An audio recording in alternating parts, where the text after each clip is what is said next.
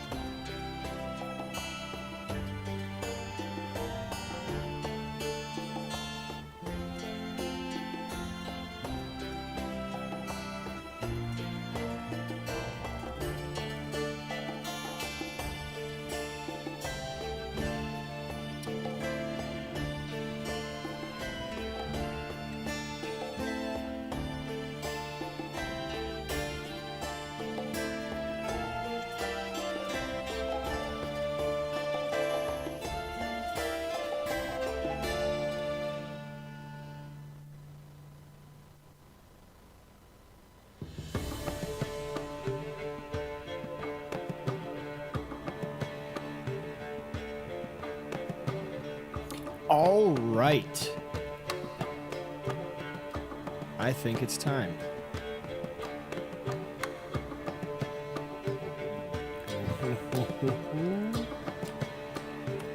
All right. Let's see here.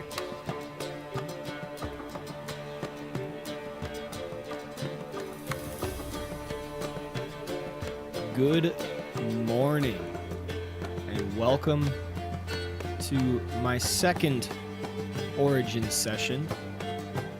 Turn down the music a little bit.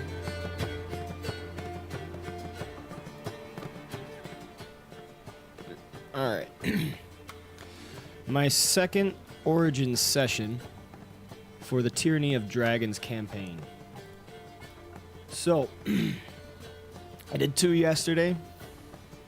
Took 2 of my players for the Tyranny of Dragons campaign through their origin stories, taking their backstories and making a little one-on-one session with them to really get in the flavor of their character, get a feel for where the character came from and some of their motivations and everything. Today, I have Jarhead. Good morning, Jarhead. Good morning, how are you? I am doing good. I'm actually wide awake. This is early for me. So, we have Jarhead right now doing his character Ondar, Stillhawk's backstory, his origin story, and then later I will be working on Noct Gravelskin. Ondar is a human paladin, and without really getting into much of anything, how about we just get to it? Let's do it. All right. I am ready for this. Oh. Camera. There we go. There we go. All right. So, got in fine. Pretty sure everything's working. All right. Let's get to it.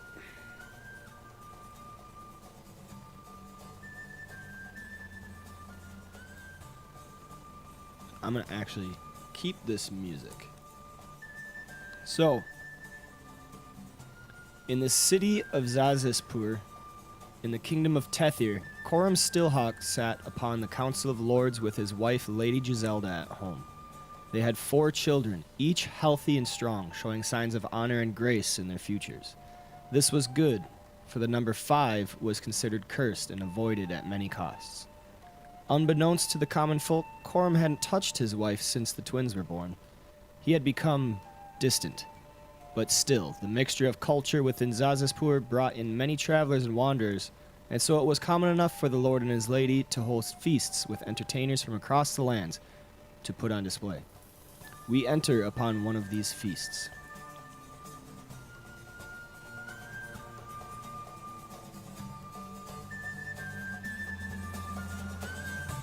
There's merriment in the hall. You seen that all right? Yes, sir. All right. So Coram hosts an assortment of political allies and probably even rivals to join together in merriment and joy.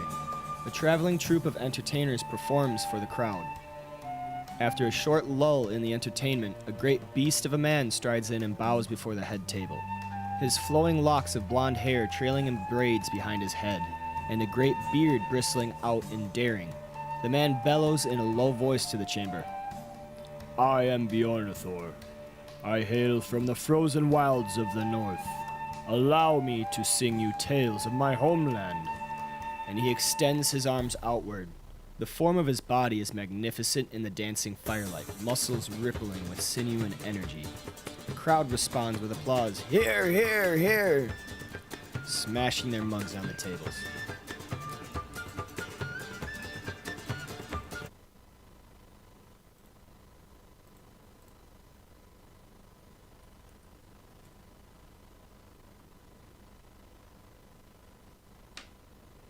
And so, Bjornathor begins to bellow in a low voice.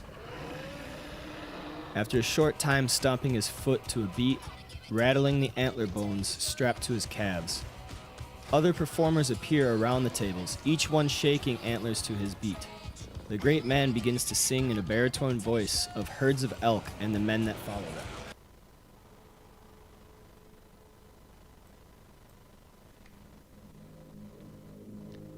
He chants of bear furs and the burden of getting them. He voices a melody of power locked away under the icy depths, and mighty magic known as primal nature. Bjornathor captivates the audience with his tales of the wilds. Great beasts lurking beneath the snows and stealing children in the night.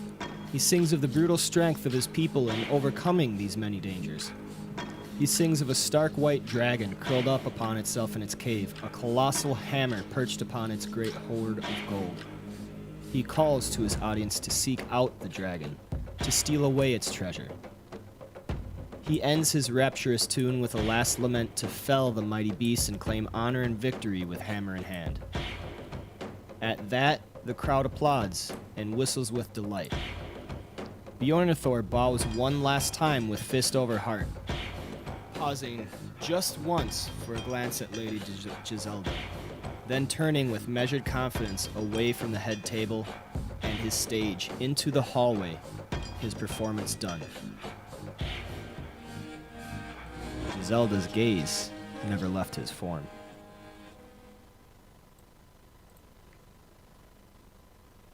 And so...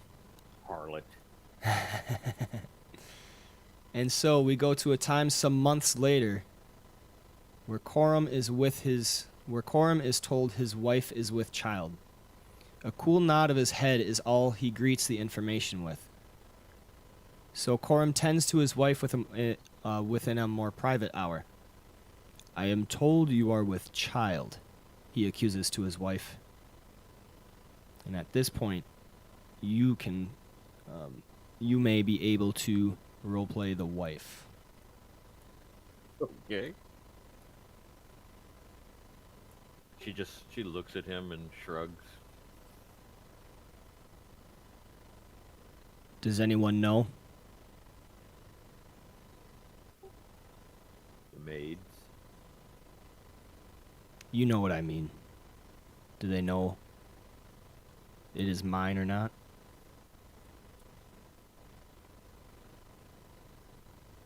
She just kind of sighs and she looks at him. She says, as far as they know, you have not stopped visiting my bedchamber at night. Good. Keep it that way. We cannot let this get out. She glances at him, kind of almost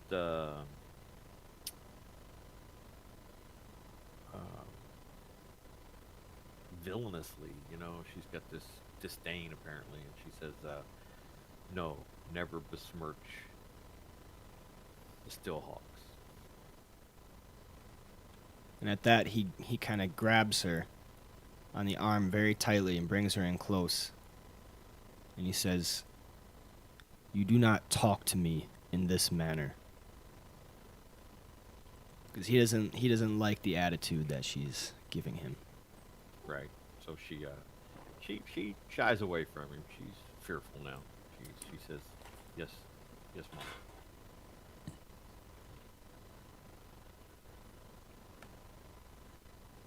He lets her go away, knowing that she is feeling like she is respecting his authority, though it may be more fearful than any respect.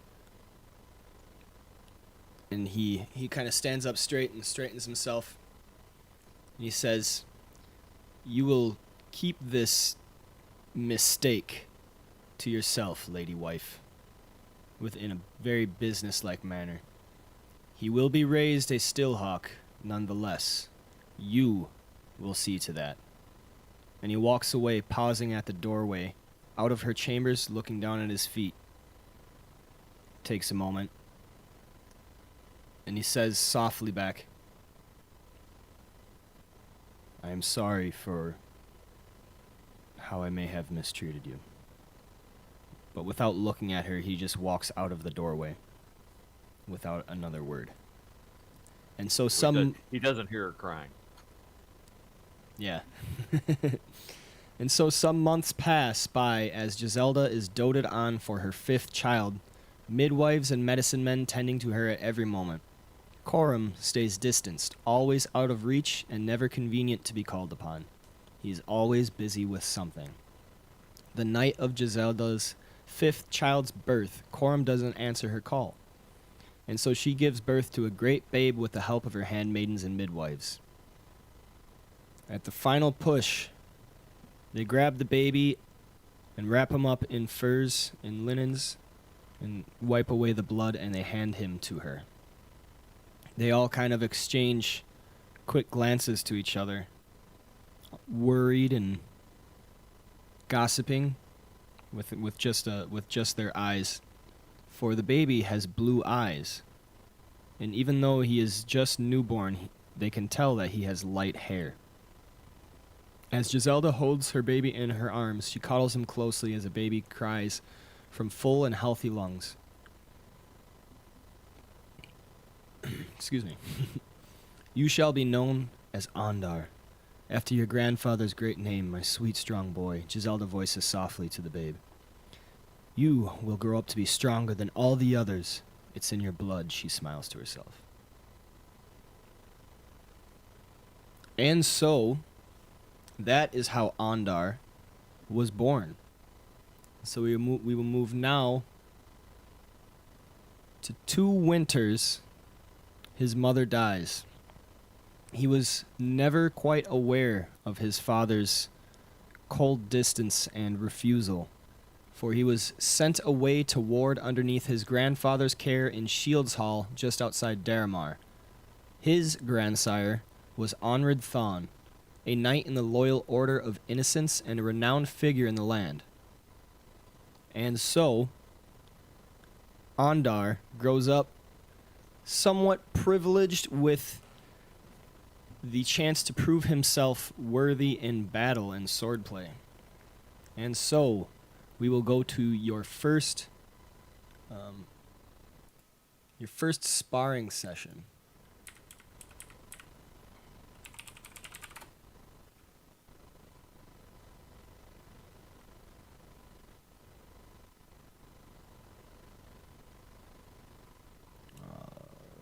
Give me 1 second.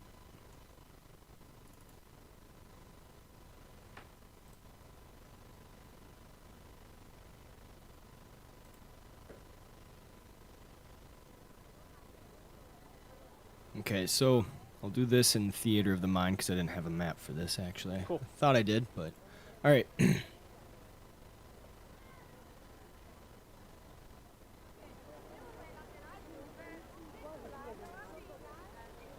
So, you are in a dirt ring surrounded by wooden posts. This is where squires and knights commonly practice their swordplay. So I'm going to have you do a sequence of athletic checks. Okay.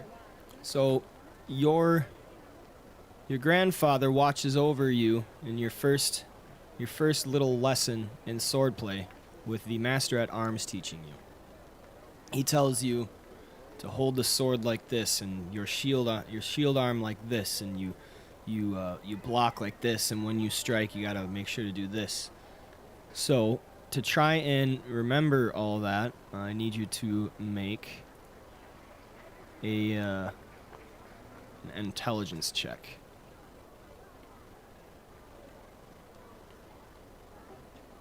Okay. Oh, gotta do it in the box. There we go. I see that. Okay. That is sufficient.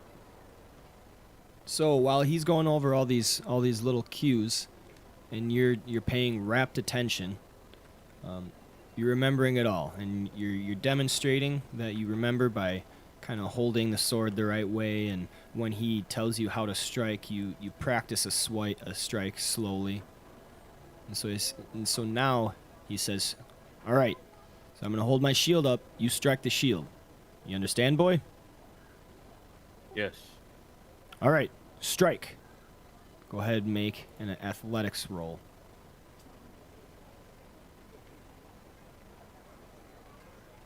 You hear the big toom of a sword hitting metal, hitting the shield.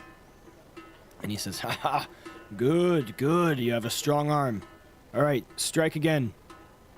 Roll another athletics.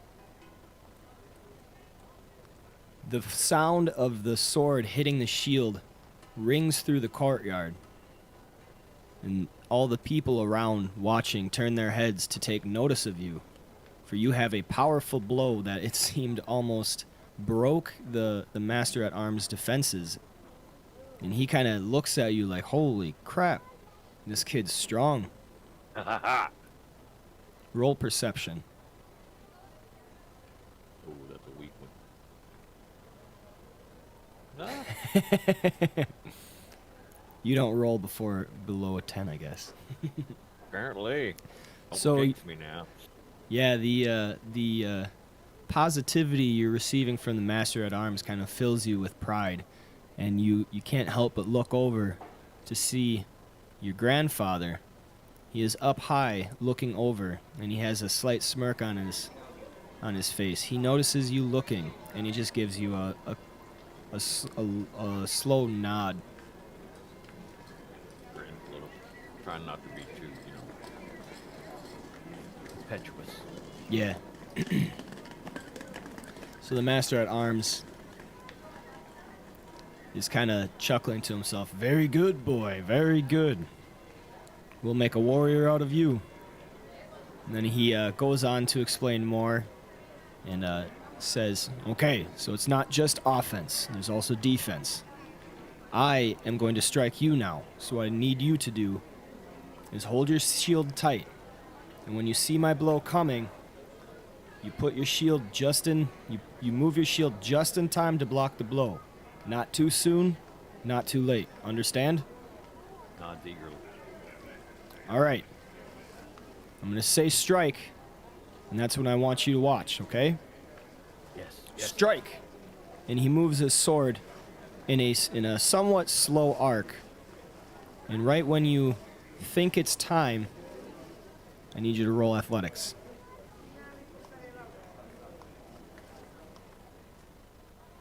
Missed the mark. Do it again. I'm using up all the good rolls, man. Yeah, getting rid of these for the first session. All right, I'll be the first one to die. All right, so he swings his arm and says strike, and you wait patiently, watching his elbow, watching his shoulder, not just the sword. And right at the last instant that you think he's about to hit you, you strengthen your arm and you move it just in the way of the blow. And it hollows, the ring hollows numbly against your arm as you take the blow in. But it is impressive. The Master-at-Arms is kind of looking almost awestruck, like, wow, he's a natural. Good boy, good boy. Again, strike. Roll another athletics with a +2.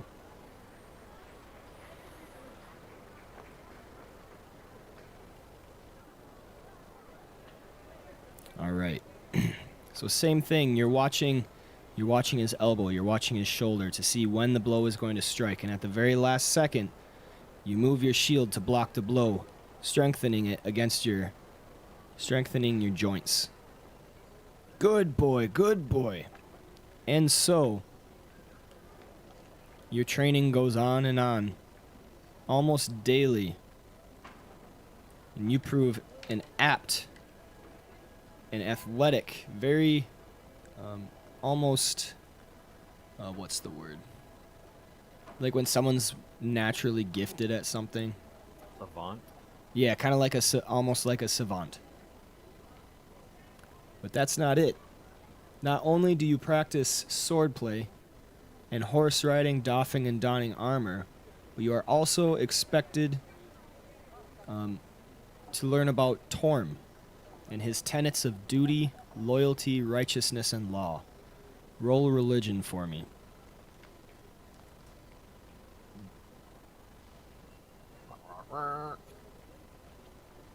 Not quite so apt in the worship hall or the altars as you are at the more physical aspects of your life. Nonetheless, you sit there patiently and daydream while they are teaching you about Torm's tenets. Your grandfather is an apt worshiper. He's a fervent worshiper of Torm.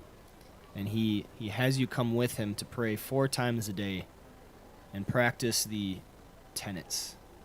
He explains to you the reasoning behind duty, what duty is, what loyalty really is, and how to judge righteousness in difficult situations.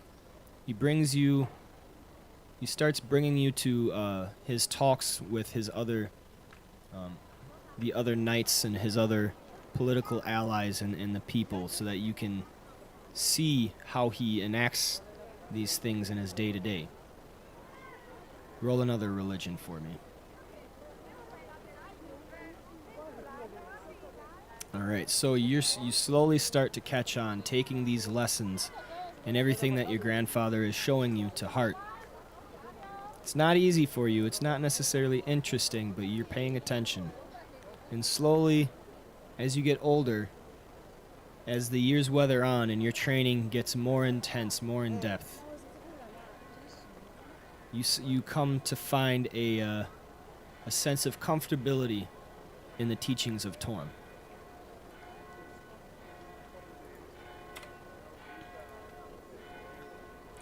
At the age of 12 winters, you begin to serve as Onrad's squire, and your progress has come along very well, excelling in the courtyard and horse riding and everything that comes with the physical part of being a knight. And though your studies may not be the most interesting thing you have to deal with, you do what is necessary. You follow strictly the ideals of duty, loyalty, righteousness, and law. It is right to worship Torm. It is right to follow these tenets, and so you do. Alright. And so, later on, you are now... I'll bring you here.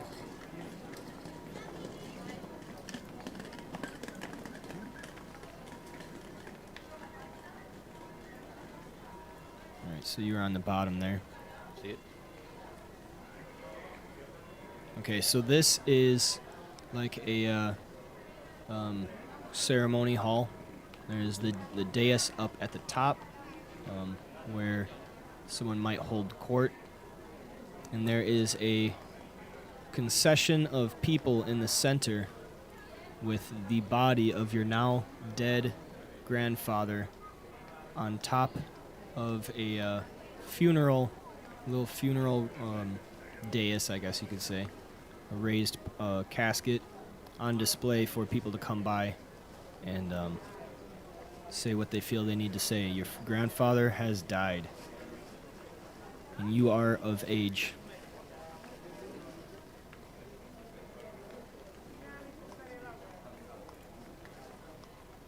Is there anything that you would like to do? He's going to, of course, move forward.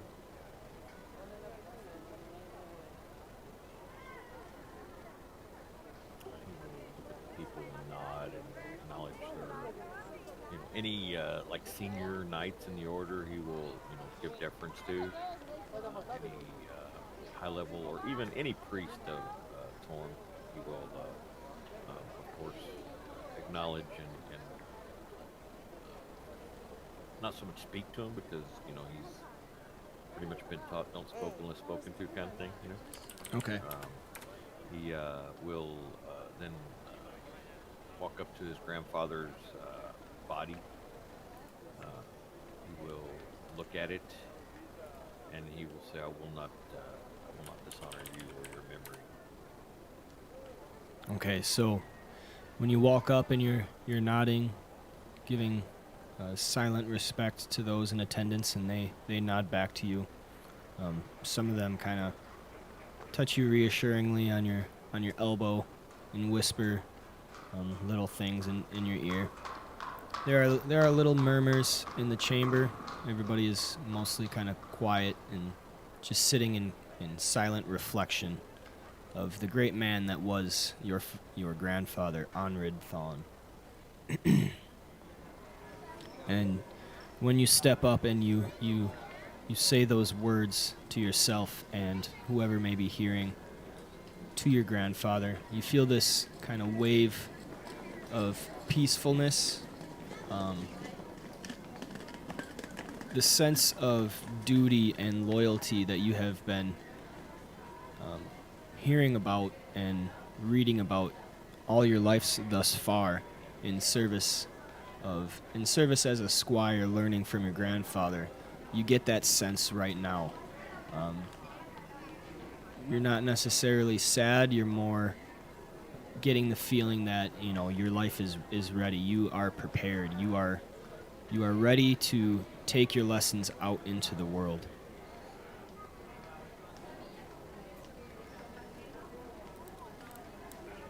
He, he places a hand on his grandfather's chest. Not crying or anything. His grandfather died a peaceful death. He just got old. It happens. And he says, I will seek further guidance, sir. Because he never called him grandfather. He called him sir.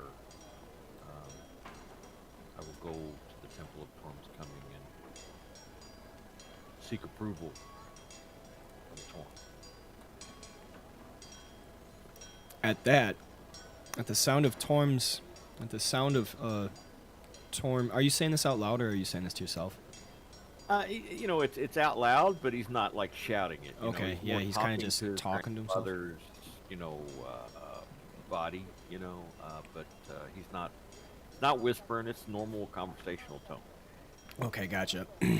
So at the sound of Torm's name, and when you touch your grandfather on his funeral display, this feeling kind of washes over your hand and enters into your body. Feels rejuvenating, invigorating to you. Other no one else sees it, but you definitely feel this. Something is maybe a little bit different, but you can't tell exactly what that is right now. It just feels really good. You feel looked after. You feel like you are I can't think of the word. You feel called upon almost with some sort of responsibility.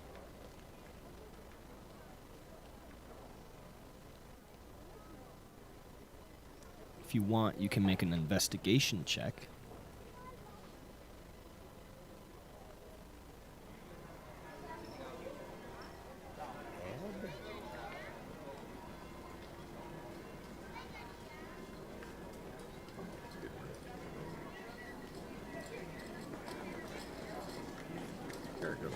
Okay. So you're kind of, your hand lingers on his body as you feel this sort of power wash over you.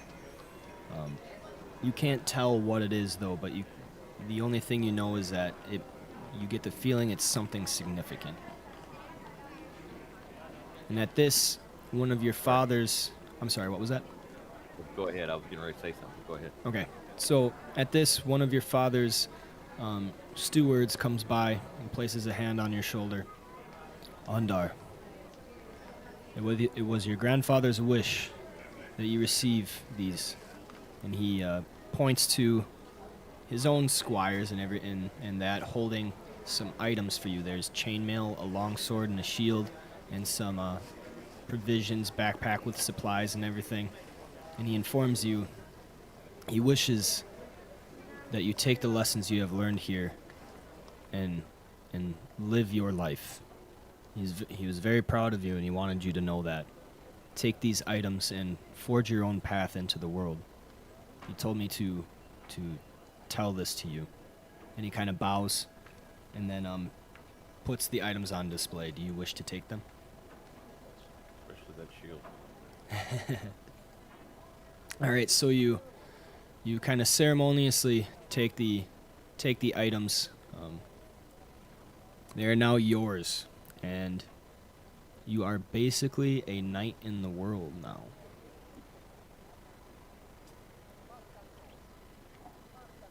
The procession winds down into the afternoon.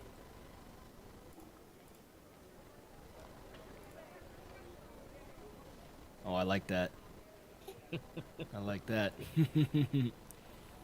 The shield is fashioned with the symbol of Torm with a gauntlet on its face. Because that's your what do you call it? That's your Symbol? it's like your holy symbol almost. It is. It's the Okay, symbol of Torm. yep. It is. So like you use that as a paladin as long as you have Yeah. that shield. Okay. That was the intent. Awesome.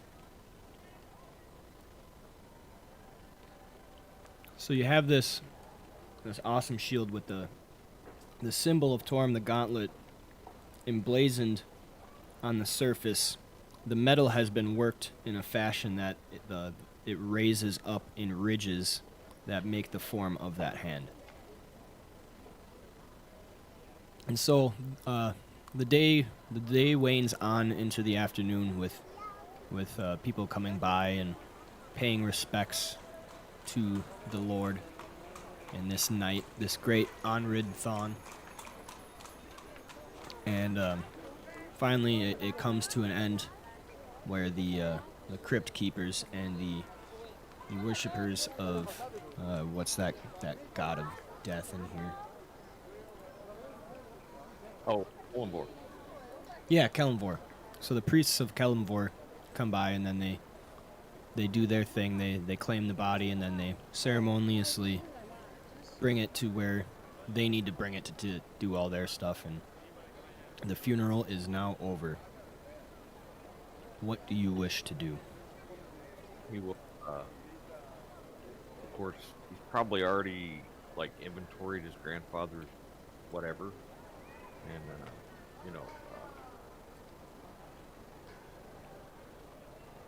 if there's any books, any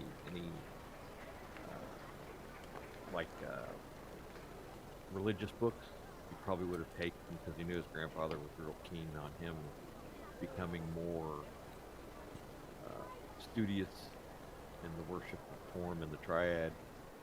So anything like that he might have taken or Okay. asked if he could keep, because technically everything here belongs to the order of, the loyal order of the Innocents. Yep. So he's not going to just pocket anything. He will, after the funeral, he will, of course, spend the night. The next day he'll do his morning prayer at the temple they have, or shrine, whatever they have here, and then he will let the order master, the head knight or priest, whoever it is, know that he is returning to his father's home to inform him of Onred's death. All right. So yeah, you do all that. You go to your grandfather's private study where there was a book that he always read from to you. A book on the Triad with Torm, many about Torm with it. It was a weathered book, your grandfather's personal item that he used for you. And you can definitely take that. And then, so, you, oh, there we go. Okay. So you go to, you go on your little pilgrimage, and then you go to the place of your birth to inform them of Onrid's passing. And you end up talking to, what is this?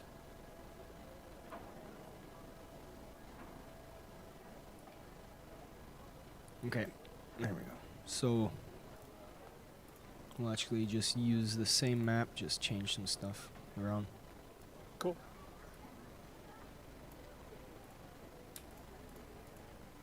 Nice map.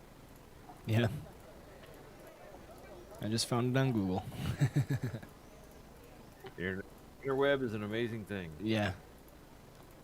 Makes my job a lot easier.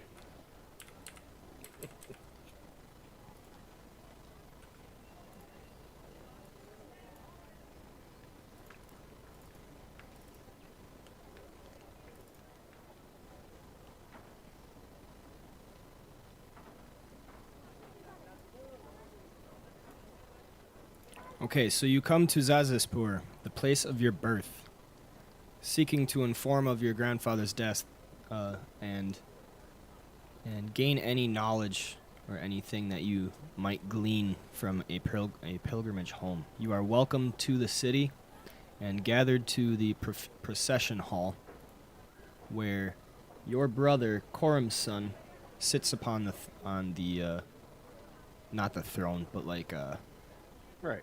like the dais. He's the lord that is welcoming people at this time. Whoops. Give me 1 second.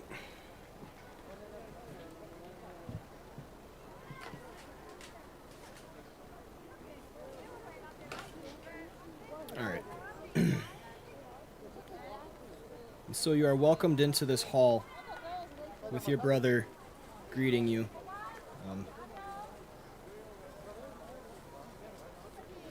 He calls out in public, "Welcome, brother.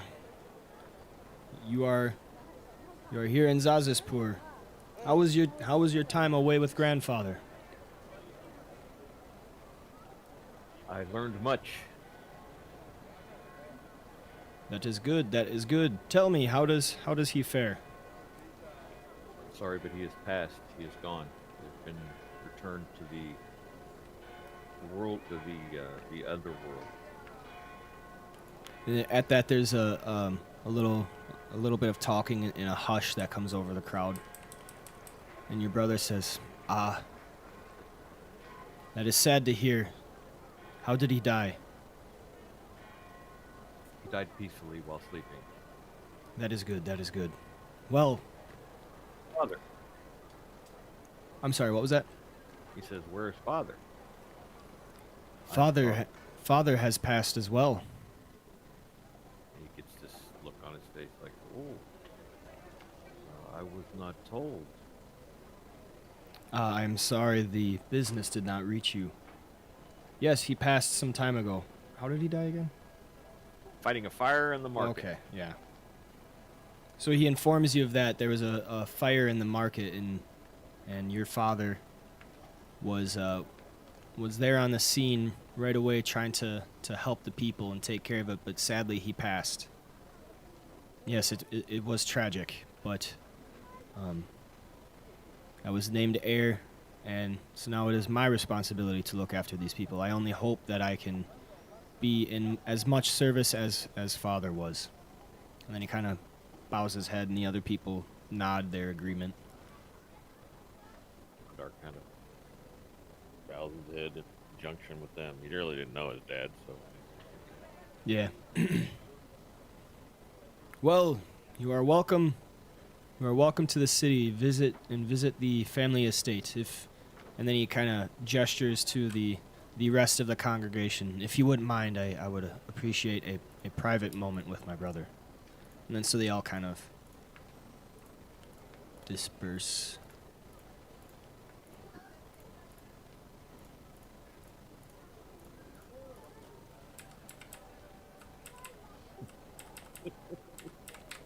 So they go away. And then he steps down from the dais and kind of pulls you a little closer, and he says, "Come here, Ondar."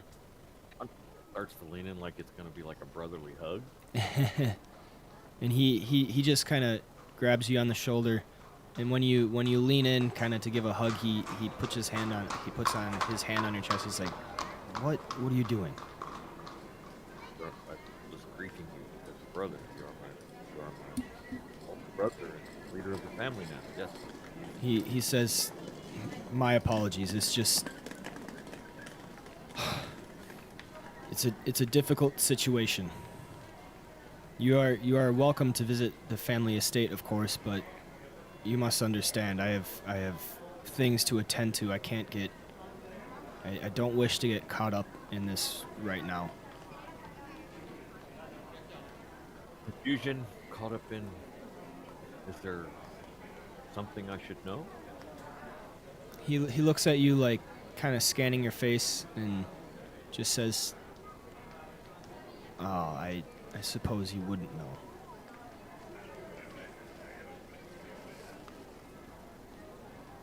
Well, brother, I am not here for anything other than to deliver the news of Sir Onred's passing, and was intent on visiting with father and paying respects to mother, and then traveling on my own, heading to Tantris, the Temple of Form's Coming, to seek his blessing and guidance. He listens to you very closely, his eyes kind of scrutinizing your face, studying your features.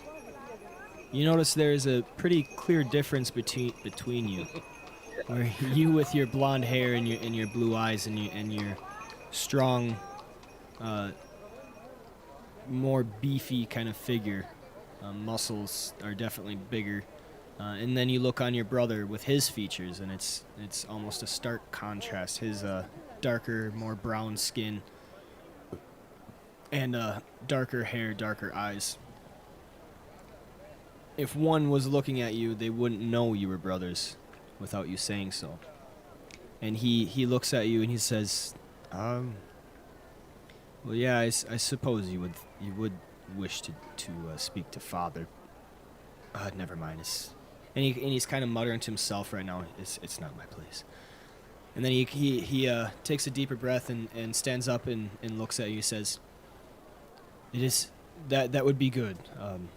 That is a very respectful journey that you wish to undertake. I fully support it.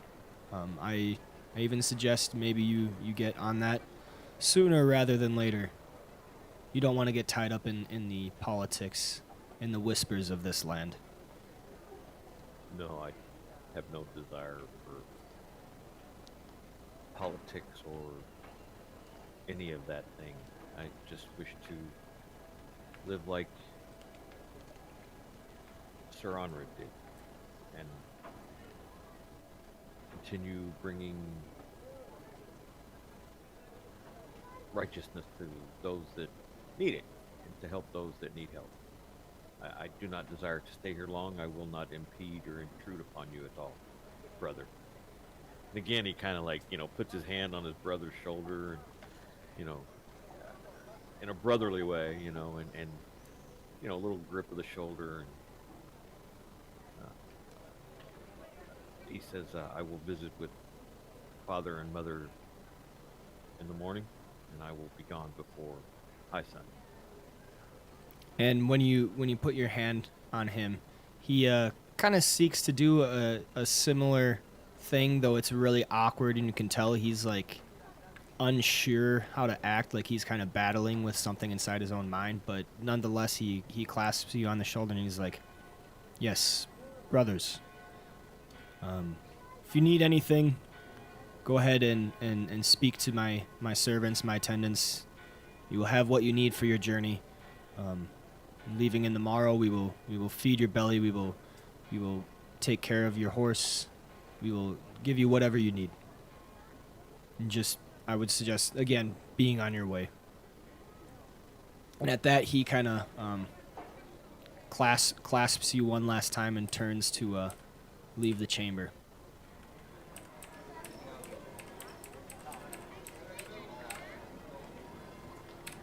Somewhat confused, Onred will look for someone to give him directions to his bedchamber, or Yeah, so he leaves the chamber, and then some servants come out, and they talk to you. People start coming into the chamber again with other business to attend to. There's some women and then there's some men. Some of the women are like whispering to each other behind backhands and looking at you and giggling and stuff. You get the feeling that somehow there's gossip about you. The servants come to you and then they let you know, oh, come this way, follow us, and they bring you to a chambers to sleep and start feeding you and giving you stuff what you would need on your journey. Out of habit, I mean, he'll eat, he'll rest, he'll wash up. Out of habit, he wakes at midnight to pray, eat night, and of course at dawn, noon and sunset, the full required time. He will again wake up at midnight to pray, go back to sleep. He'll get up at dawn, pray, and go find the crypt for his parents. He thinks or try to find it anyway, or ask around. Go pay respects to his mother and father, who he really didn't know. Either one of them, really. I mean, Yeah. So he doesn't remember much. It's more out of duty. He thinks he's there, something he should probably do, and then he will try to find a caravan headed north. All right. So yeah, you do all that. You wake on the morrow. You take care of your duties, whether out of habit or because you recognize it's important. Praying to Torm and. A little bit. Yep. I like that too, because it's like, really focusing on duty and like the idea absent of like, oh, well, you do this for a reason. Like there's because it's a behavior. And there's because you recognize the value. There's because you think you're supposed to and everything. So I really like that. Kind of like entering a church. They always bow. And, Yeah. Sometimes it's just real fast, and they never stop talking to their buddy while they're doing it. Yeah. So he tends to all that, visiting, talking to servants around, really never seeing his brothers or sisters. Hearing more secondhand about the sisters have been married off to wealthy nobles and things about Corum's son, about Corum. Walking around town, not everybody recognizes you as one of Corum's sons, but if they do, they seem to be withholding some sort of knowledge, and you recognize snickering and giggling out of the corner of your eye. But you have things to attend to. You have more important matters to worry about. And you visit the crypts, and you see a likeness of your father and your mother, having never really met them, not even knowing what they look like. It's a weird experience for you, because you want to feel something. You want to feel some sort of connection, but it's just not there. These are people you have only heard of. Your mind drifts ever back to your grandfather and his lessons and his teachings, and your thoughts drift even more onto Torm and his teachings, your life thus far, and searching for a purpose, something to be chasing after. The sense of duty and loyalty washes over you, and you feel right in what you are doing, even though it is somewhat alien to you in this place. It was your place of birth, but it doesn't quite feel like home. But you feel good about tending to these things. And then you move on your way to your pilgrimage, where you travel from village to village, seeking work, a way to make ends meet, traveling onward to the Temple of Torm's Coming, and some easy work that you are able to find pretty much everywhere is being an armed escort for wagon caravans, merchants, and people bringing things all over the place.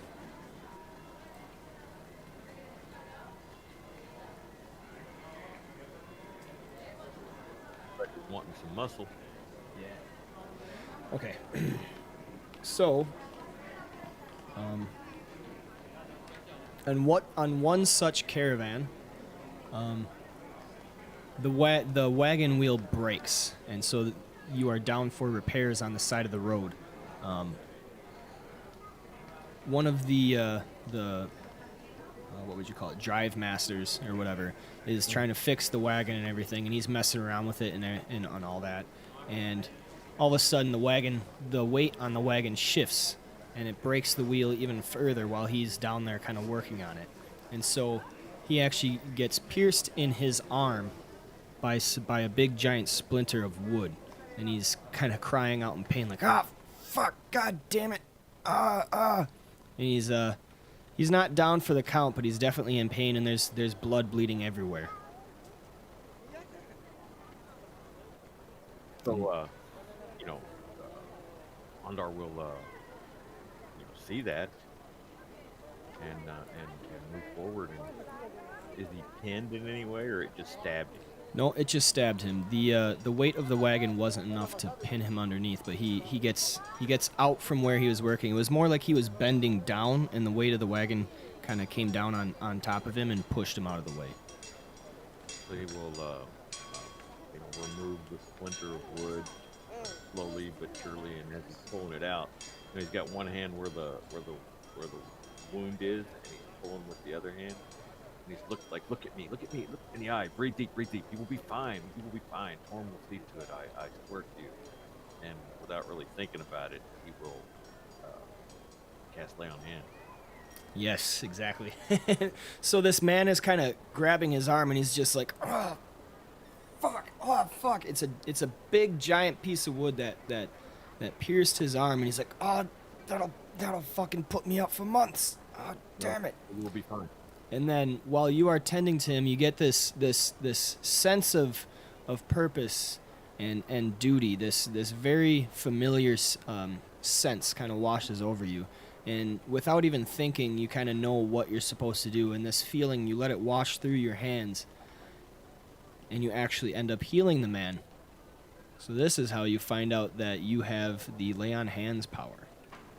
And the man's wound stems the flow of blood and starts closing in upon itself before his very eyes, and he just looks at you incredulously, and he makes the religious sign of his god, and he just kind of thanks you profusely, and everybody's watching and witness to this, and everybody's just awestruck, like, oh my god, this guy's like some sort of real deal. It is just the truth. The one God has allowed this to happen. That is all. And then one of the other caravan riders kind of jokes like, what god would that be then, eh? Well, Torm, of course. Oh, The loyal. go ahead. That's it. Okay. Torm, the loyal Fury. So they all kind of exchange glasses. Oh yeah, thanks be to Torm. And they're all kind of breathing sighs of relief. The man that you just helped thanks you profusely, and they all have a definite new respect for you. You're not just an armed escort. You're actually kind of one of the group on this. And so you go about from town to town, escorting caravans. Eventually, you come to a town where a merchant hires you to travel the Uldun Trail on his way to Burdusk. And on this trail, it's boring. Caravan work, you actually don't see very many bandits at all. Once they see that there's an armed escort, they pretty much leave you alone. So it's just a whole lot of sightseeing, just traveling from town to town. On this trail, however, you're traveling along, and in the green fields, you notice smoke rising from the distance. Roll an investigation check.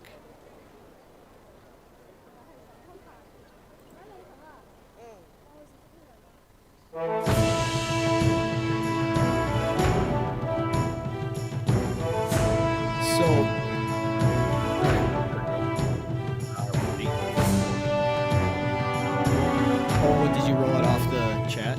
I dropped it.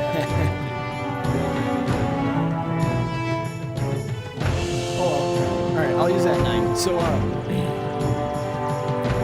looking at the smoke rising from the distance, and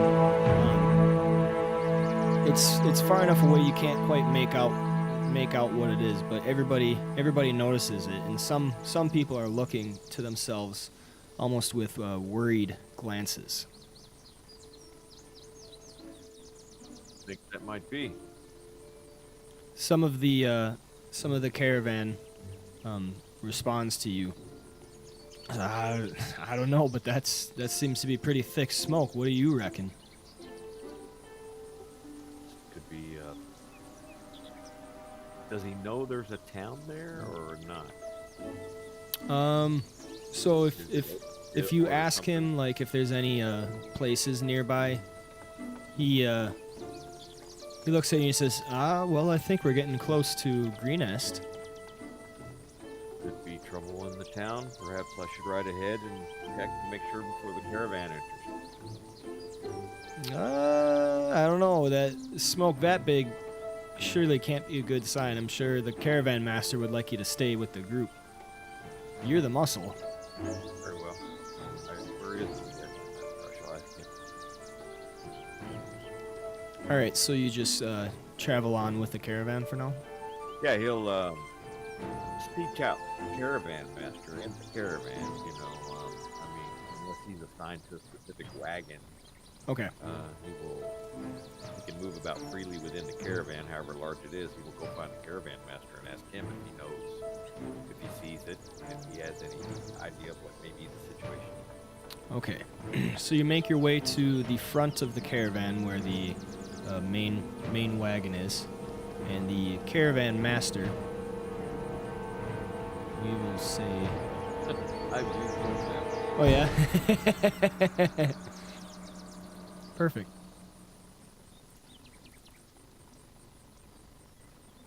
We will say it is... Let me find it.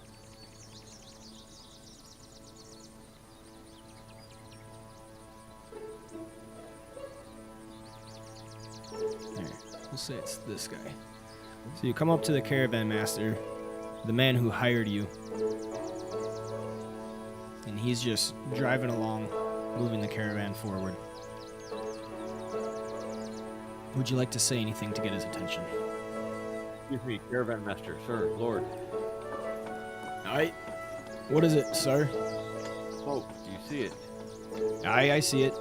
And then he kind of just points forward nonchalantly and says, We're gonna take this bend in the road over here and try to circumvent it. I suspect trouble." How is this? What was that? What town is this? That should be Greenest in the distance. There's trouble there. Aye. Smoke that big can only mean one thing.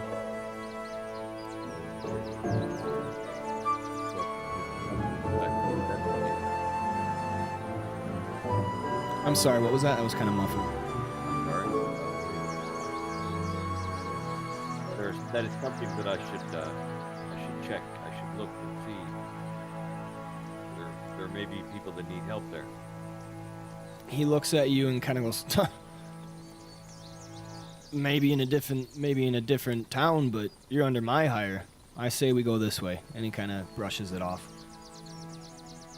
I'm sorry, insert gentleman's name, but it's something that I must do. Either ride or walk off. All right, so he says to that, he says, "Hey, you're still under contractual service," as you try to get away.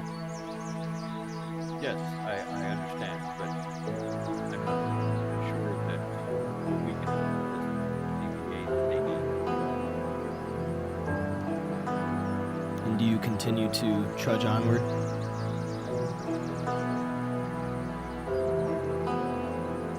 All right, so with this exchange, you continue to trudge onward towards the smoke with the sense that there is danger and people in need of help. But your sense of duty and following the tenets of Torm, in your direction that you are traveling, you feel that you are correct. You feel that this is right. And all you hear behind you is the cabin, is the wagon caravan master, his voice. Get back here! Every town, every city will hear of this. Do not hire the big blonde man. And it just kind of trails off, and he's just mad that you're taking off. All right, and that is where we will end.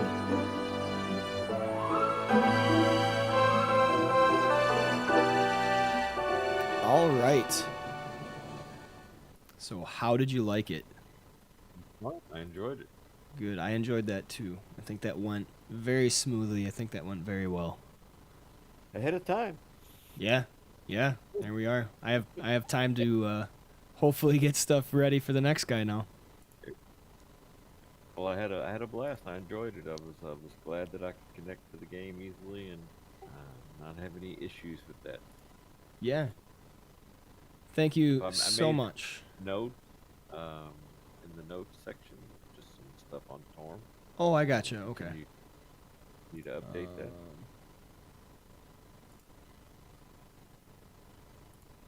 Okay. I I'm see a that. geek, so you know, Yeah, I like that. I appreciate that. That'll help me out. and I enjoyed it a lot. You're very fun. Thank you. I appreciate that. I try to put a lot of thought and effort into this, so that means I a lot. run a game, and I try to do the same. So I appreciate when someone does it for me. All right. Thank you so much for joining this Jarhead and letting Yeah, me man. take you through this. I enjoyed this. I think this is a good idea. I want to keep doing it. I like the origin sessions. Maybe next time I'll try to be a little bit more prepared and plan this stuff further in advance. But Notice anything? It was all fun. yeah. All right. So thank you so much. You have a great Until day. next time, I think we will probably be good for Monday. Awesome. All right. Until next week. My enunciation. Yeah.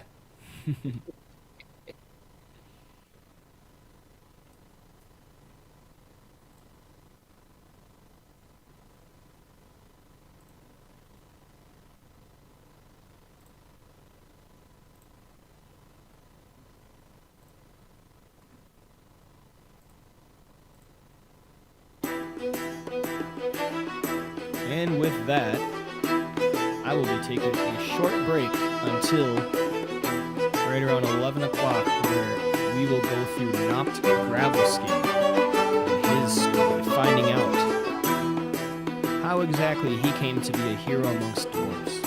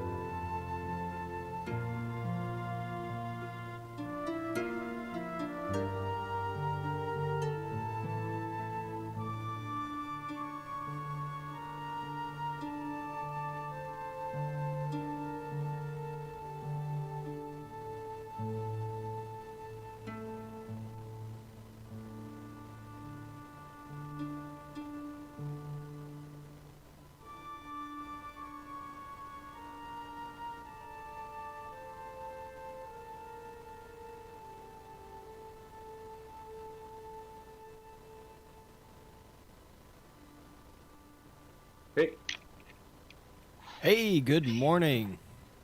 morning. All right. I think we can start a little early if you are ready. Get round going. Suppose I should probably send you the password.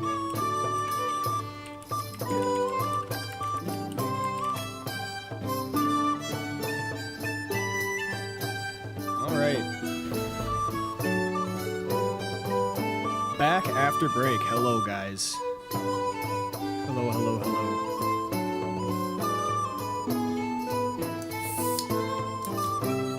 All two of you.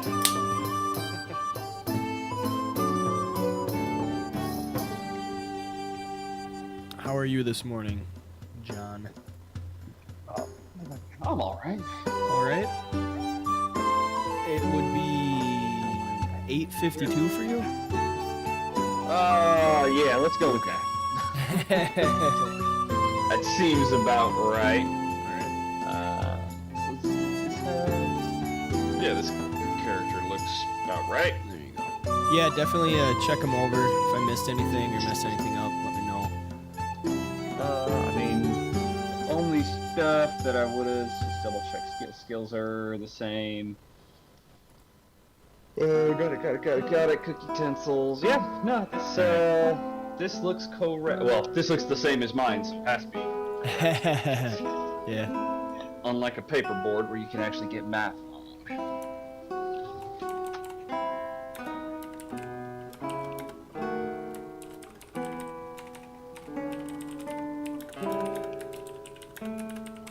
I always forget to update that title.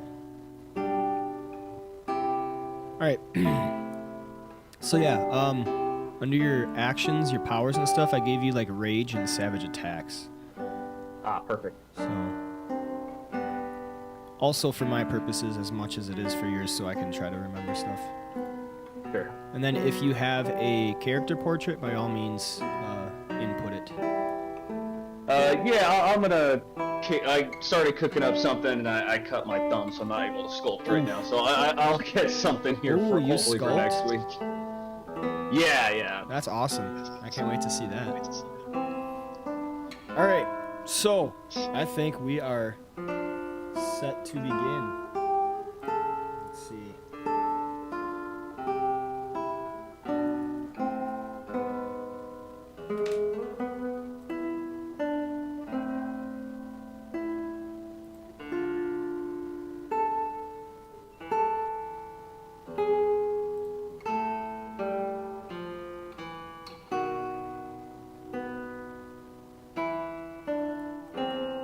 Loading.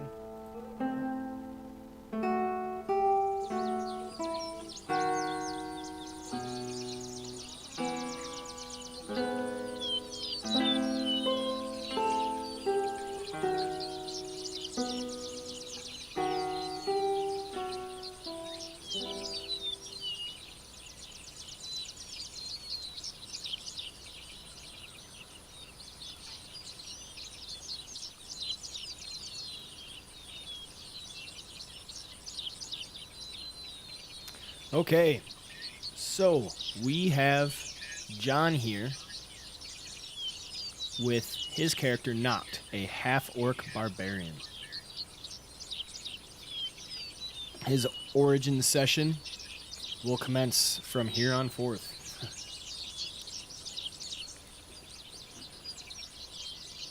All right. So we are in. Everything is ready to go. Session 0.4. Beginnings of a folk hero.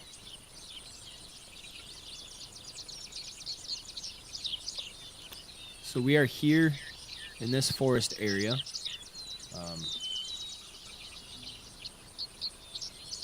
So there are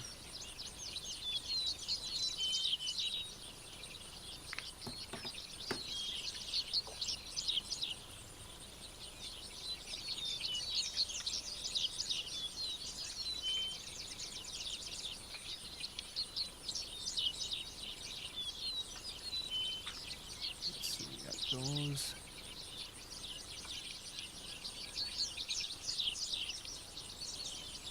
this?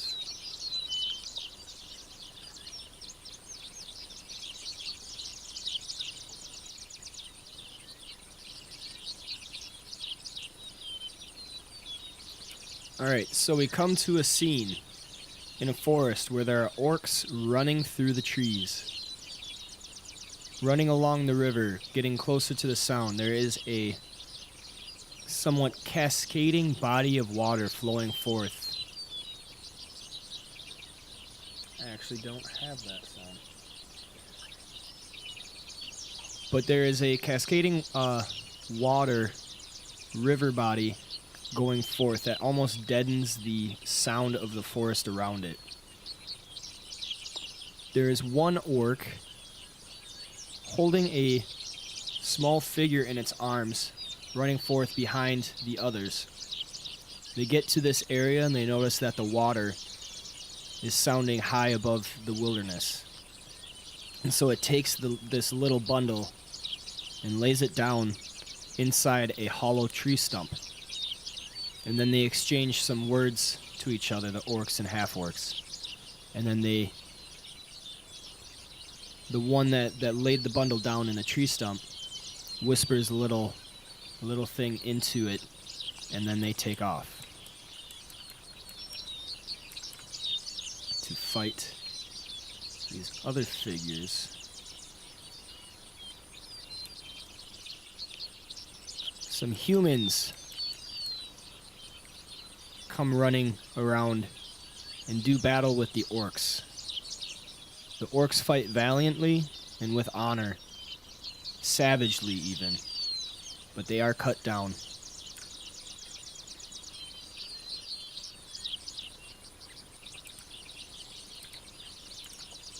And so the assassins leave.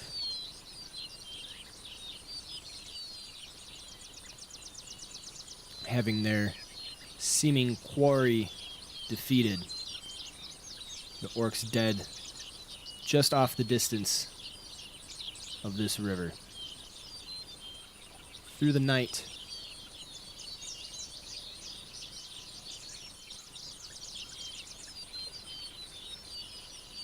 some wolves come around. They sniff the dead bodies and even sniff around the area, coming to where the bundle in the tree was, and they're sniffing, they actually find it. And then they see inside that there is a baby cooing to itself. Can't be heard above the water nearby. And the wolves kind of look at it hungrily, but they smell and smell and smell. And they smell kind of confused. The musk of this baby is somewhat akin to them. The nature of this baby shows to the wolves that this is not food. This is possibly another pack nearby, and so they go away.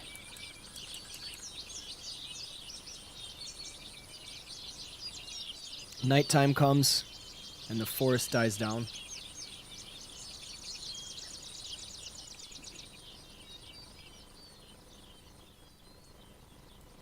Until the next morning.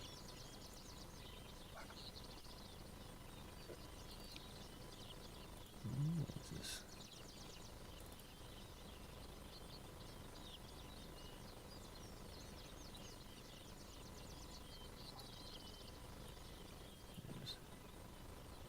Okay.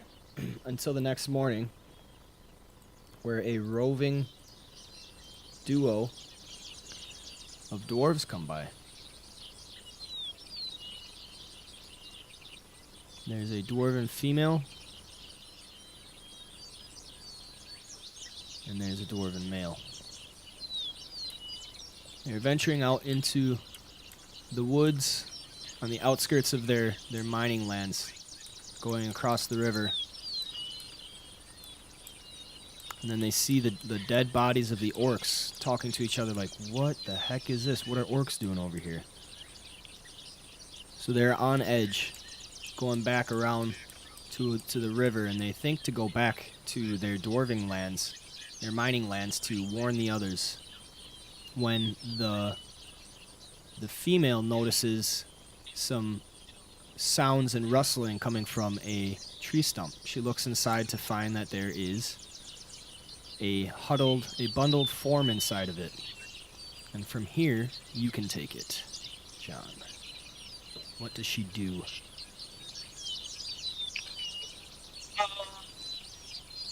I think the cautiously, but you gotta find out what that is. So, kind of not removing it first, actually just kind of uncovers to see what's going on in there to get a better look. Okay, so she reaches down and she's like, "Oh, this is curious." And she moves one of the bundles of linen, the rags, from the form, finds out it's a baby. There is a small greenish blue-skinned baby inside there with sharp teeth, looking to grow big into almost tusk-like. And she is taken aback, oh. The other dwarf, the male, says, "What is it, Nazla?"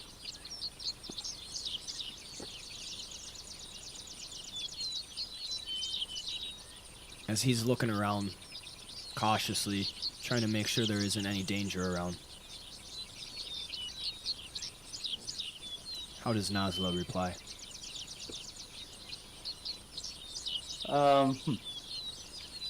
She looks over and says, "Right, it's just a little baby." Well, and she looks a little harder into the log and says, "It's a little orc baby." I love the accent. And the male dwarf goes, "What? An orc baby? Let me see it." And he walks over and, still looking around, takes a quick glance inside, and he's like, "Oh my, it is!"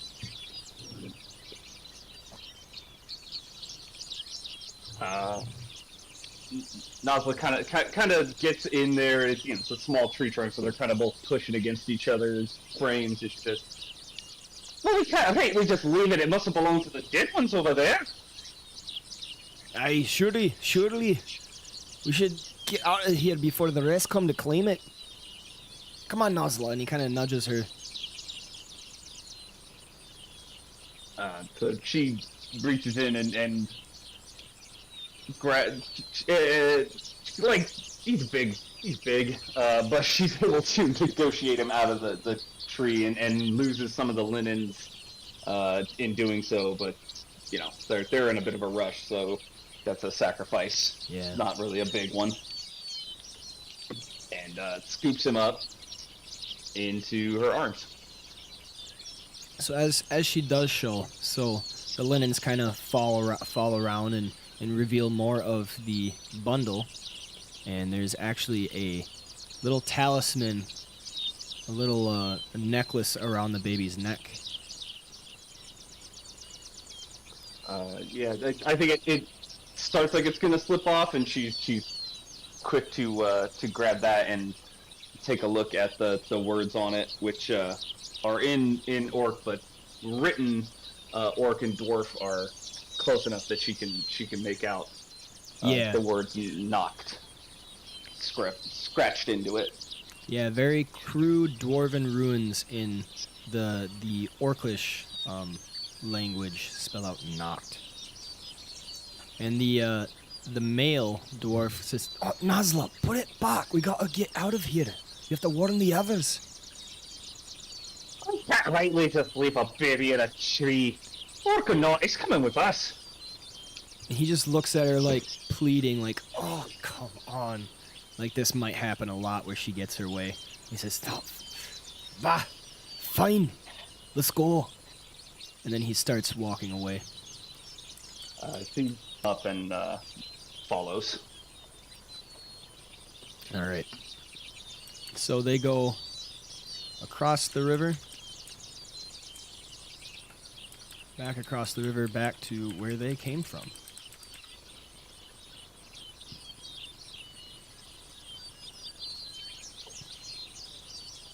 So that will bring us here.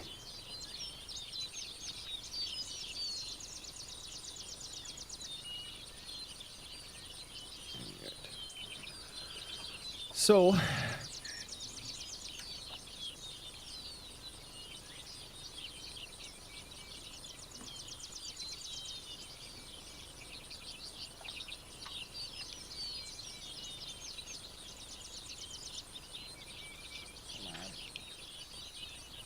Sirenscape's working kind of slow right now.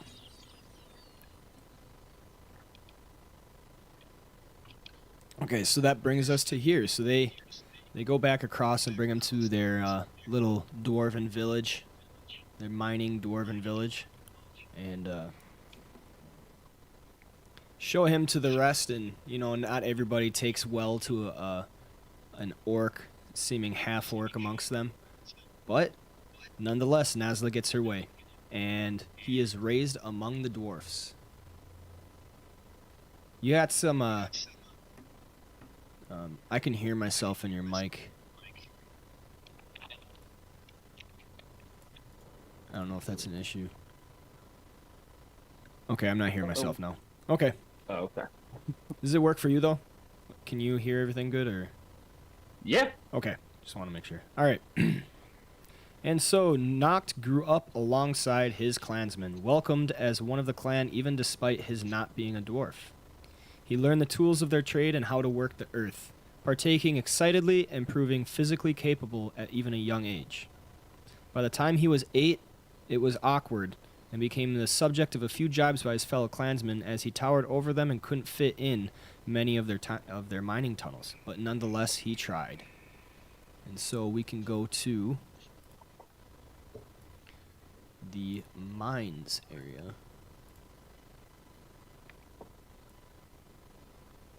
We'll say that you start up there at the top left. And I need you. What's the rules for squeezing, actually? Usually, if you're calling it a squeeze, it's just half speed. Okay, gotcha.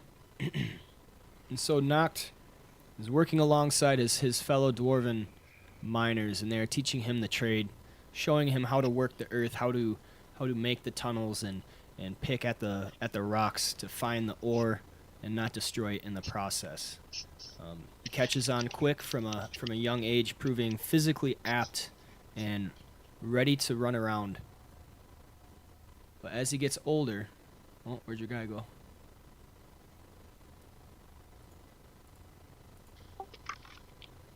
Yeah, he just flew off my map, but I don't know. Oh, yeah. I couldn't touch him, so I don't know why he... That was weird. I found him. There we go.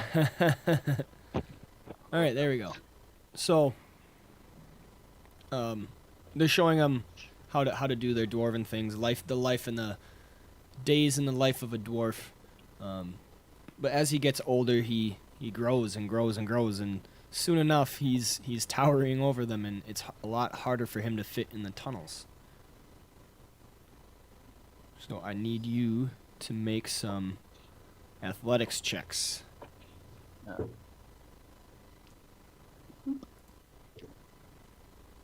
No, I don't need the card. I need the roll. Where's it going? Double click. There it goes. There we go. That worked. All right. So you find yourself able to squeeze in at this point, moving through the tunnels, hunched over, bent, but you still work alongside your dwarven friends. And you enjoy the physical part of the job, though the finer things may escape you. Roll... Let's see. Roll sleight of hand for me to see how dexterous you are. All right, yeah.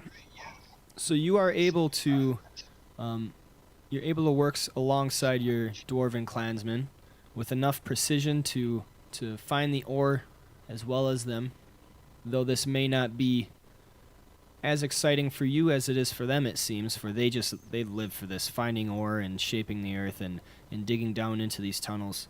You like the physical aspect of being able to do these feats, but it's just not quite your thing. Oops.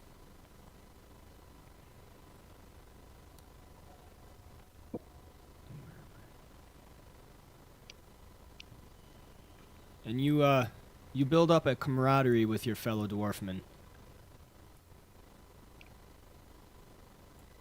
And you're all kind of, you haze each other, you know.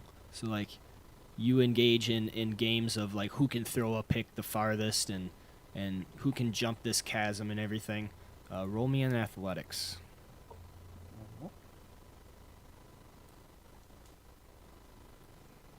Hey. Ooh, there you go. So you challenge your fellow dwarves to feats of strength, and you far excel over them. You can jump bigger gaps than them. You can climb faster. You can throw a pickaxe quite a distance. To their much of their grumblings, roll survival.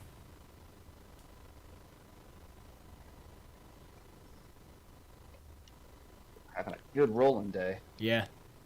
And at the same time, you expend your energy maybe a little bit faster. They are able to work longer than you. You keep up, but you are far worn out by the end of the day, whereas they are just getting started. And instead of engaging in feats of strength and physical ability, they challenge you to the finer things of crafting wood, crafting ore, making jewelry, and smelting and mining and all those sorts. So I need you. What would that be?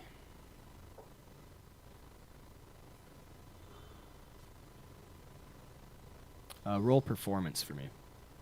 All right. Yeah, you are a high roller. So they challenge. I would almost say that I would take disadvantage on that because I don't think Nock is good at that at all. He likes one kind of proficiency, and it is not there. So I think I'm gonna impose that. Okay. You should have, and I could roll the exact same thing. So who knows? Go ahead and roll another performance.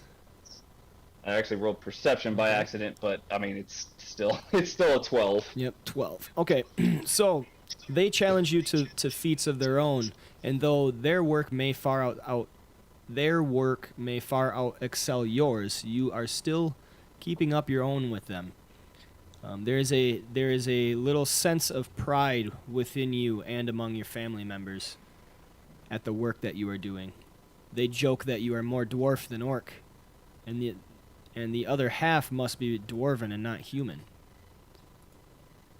And at the same time, jibing that you're mighty tall for a dwarf, and making fun of the fact that you have to stoop down to get through the tunnels. And we will move on. So you're working the tunnels alongside your dwarf clansmen. One day, you're opening up a new shaft, and they're delving down to see what they might find in a new area of this mining encampment. You're helping them put up the support beams and digging the earth, the walls, and everything. Roll a perception for me.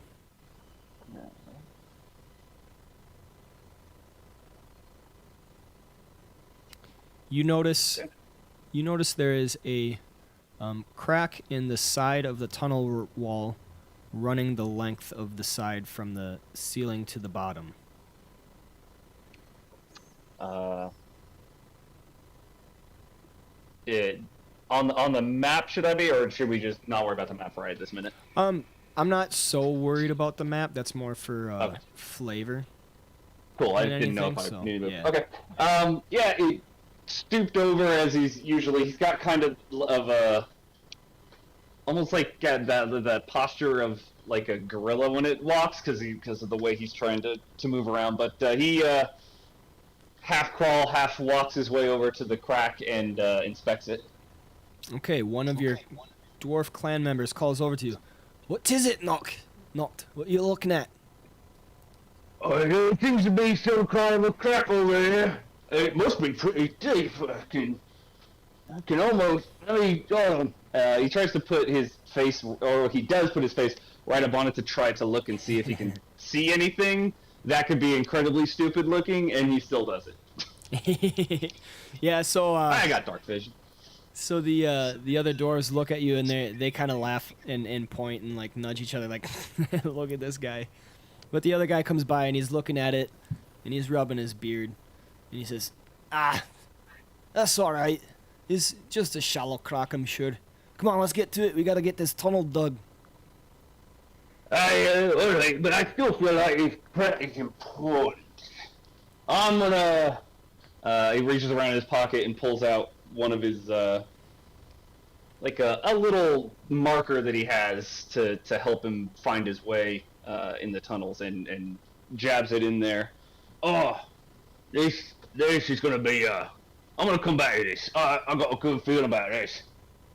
All right, roll investigation.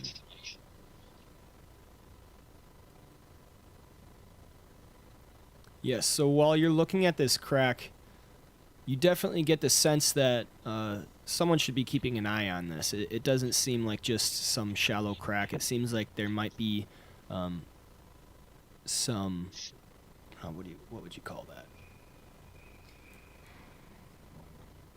Some structural integrity problems, I guess. But kind of trusting your dwarven clansmen, you got work to do, so you get back to it. And you're digging the tunnel, you're going in deeper. Moving along further down. Roll another perception check for me. Oh, that was the 20 for so long. And then 16. 16 I know, so good. I saw that Man, it too. was I was 20 like, for so long. yep, I was like, oh man, he's gonna get it. So while you're moving along, you start hearing cracking. Guys, I think we got a problem over here. The other I dwarves. turn around to face it also. Okay, so it's kind of coming from behind you. The other dwarves look at you and, was it not? I'm going to take a few steps forward and see if it gets louder. Okay, give me 1 second. My dog's barking. Mila, come on. Stop. Stop.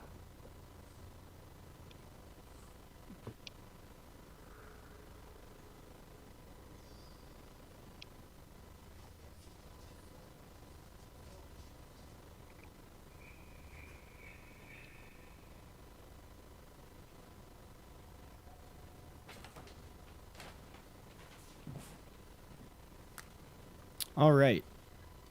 I just realized. Oh yeah, no, we're good. Okay. All right. So you go back to kind of investigate. The other dwarves are kind of shaking their heads like, "Oh, come on." And then they're making jokes and jabs about, "Well, he's only half dwarf." Ha ha ha ha ha.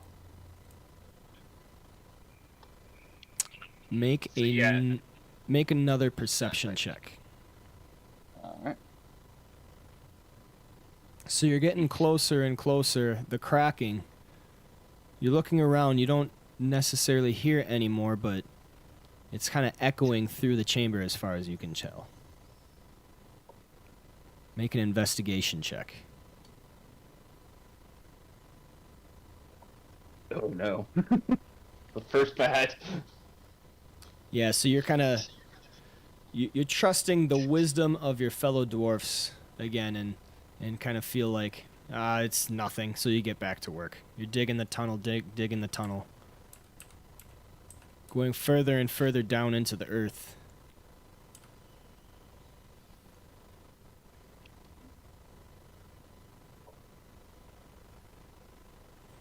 So the dwarves are in their work, going furiously forward,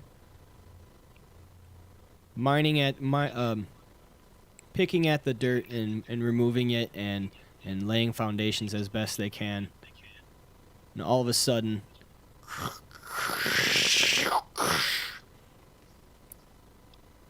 the cracks in the earth cannot be mistaken at this point, and the dwarves look at each other worriedly. Everybody pauses for a second and doesn't move. And then they kind of whisper to each other like, "What was that?" that I told you about. And then they they look at you, knock, and go, shh. Not so loud. I don't want to collapse. My voice only goes so quiet. This is the lowest I could get. And then they look at each other, talk in hushed whispers and tones, and then kind of motion, hey, we should probably get out of here. And then they start to walk back. Yeah, Noct travels like in the middle front of the pack of them. All right. So Noct is kind of in the middle of the group, everybody being very, very careful, trying not to make noise and everything. Noct hunched over and just following the group. When you get to here, all of a sudden, the ceiling of the tunnel, dirt starts coming down in streams, and the rocks start to shift. Oh, quick, get out of here, run! The ceiling of the tunnel starts to cave in upon itself. What do you do? So how many dwarves are currently behind me? I would say there's probably 10 or 12. Yeah, so Nog looks back, and being so close to the ceiling and seeing so many having to get through, he quote-unquote stands up to the best of his ability, basically putting like his upper back against the ceiling and spreading his arms really wide to hold it, and braces himself and yells out, "Run, you fools!" and just starts trying to hold what he can to keep it open for the others.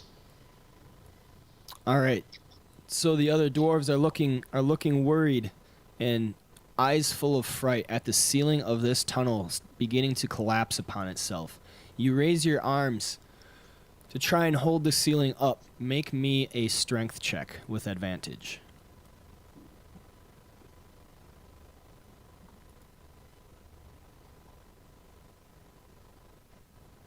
So the rocks are coming down on top of you, your arms extended above. They're hitting you in the head. You are able to hold up somewhat part of the ceiling as the dwarves around you kind of yell, "Noct, get out of here!" You're going down the oldest right? I'm tired. Shit. And so they, without really thinking too much about it, they just start streaming past you. Hurry, run! Get out! It's about to collapse! More dwarves run past you. Make me another strength check. With advantage? No, just a regular one. Alright. Oof. I'm buckling. So you're holding up the ceiling, and your left hand you suddenly feel an immense weight come crashing down. You cannot possibly hold this up. And it twists your arm at an odd angle, and you have to let go. And you take some damage. Let's do.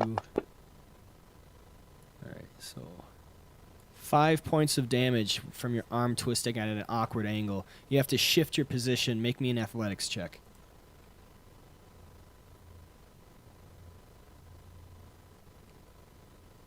I'm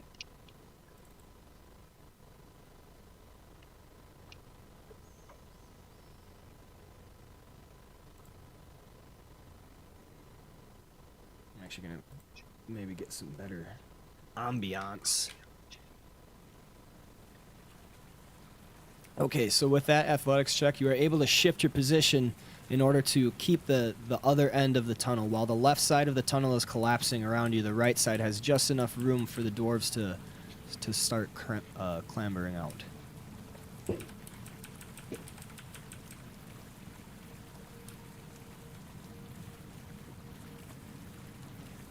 And as the last dwarf comes behind you, make me a strength check with disadvantage.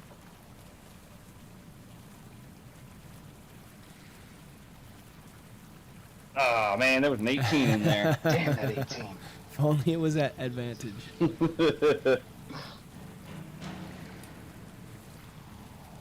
And so, as the rocks around you as the dirt around you starts streaming down even more profusely, and it seems to be burying your feet beneath you. You're holding up the right side of the cavern as the last dwarf comes past you, and you cannot muster any more strength. The rocks start to fall around you, and you are choked into the dirty, dirt-filled darkness streaming around you and smoking your vision. Do you call anything out? Yeah. They hear from the muffled voice inside the mountain. He says, I'm still alive. It's not gonna last long.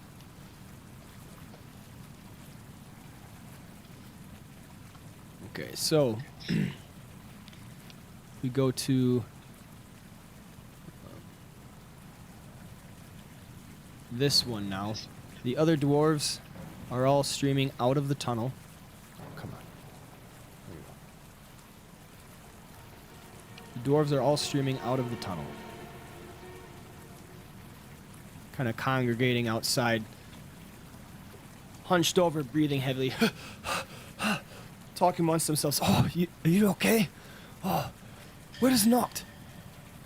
He's still in there? And then they look back, and there is just gray smoke cloud streaming outwards from the tunnel as it collapses upon itself. They all kind of look at each other in sadness, knowing that Noct couldn't possibly have made it out alive.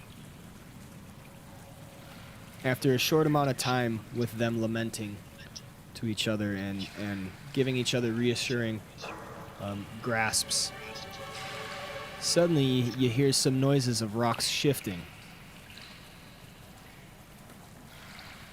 And so, Noct emerges from the tunnel, bloody, covered in dust, but nonetheless alive. He's grabbing his left shoulder.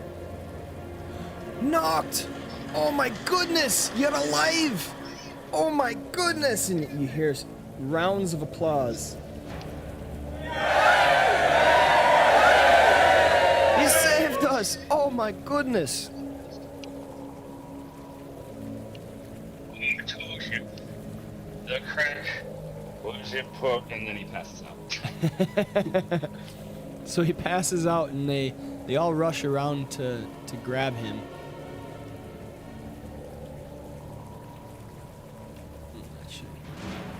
They all rush around to grab him and bring him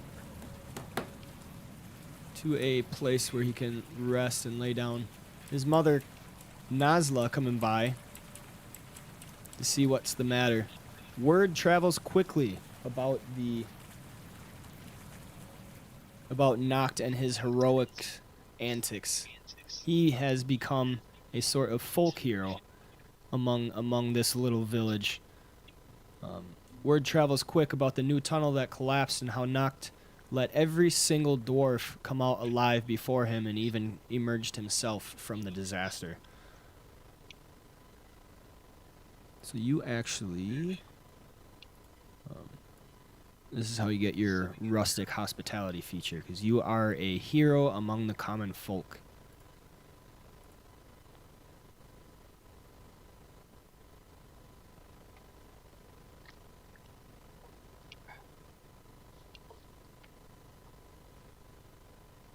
As he awakes from his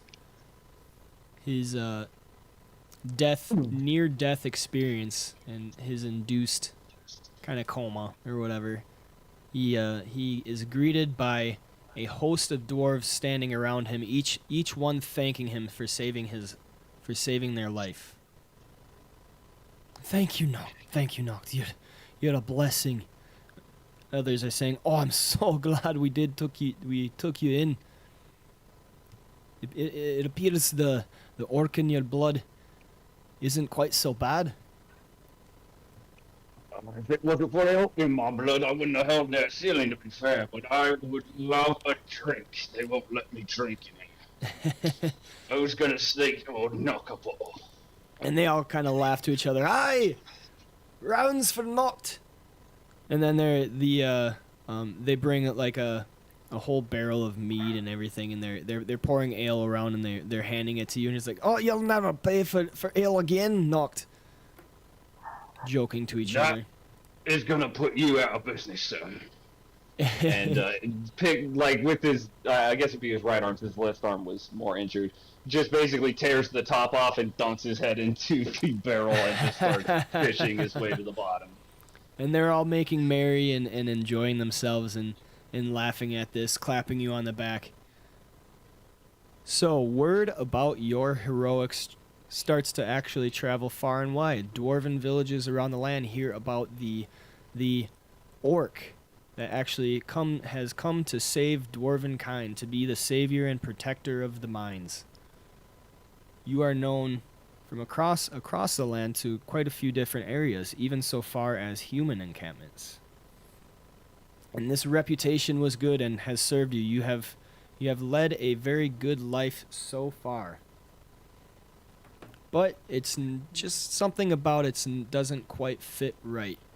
You know, your body was not made to be under the earth, but rather in the wilds. The older you get, the more restless you become and adventure-seeking. You keep finding yourself going outside the dwarven village into the wilds and just being one among nature. Coming back to the grins of your fellow dwarfmen, but never being judged. Eventually, you come to the conclusion that maybe you should go outside of these mines. At which point we will bring there we go.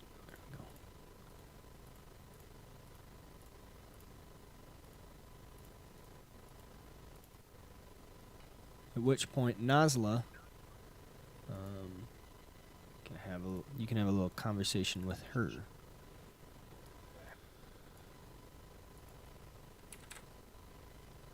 So you are speaking about this this thought and this longing to your mother.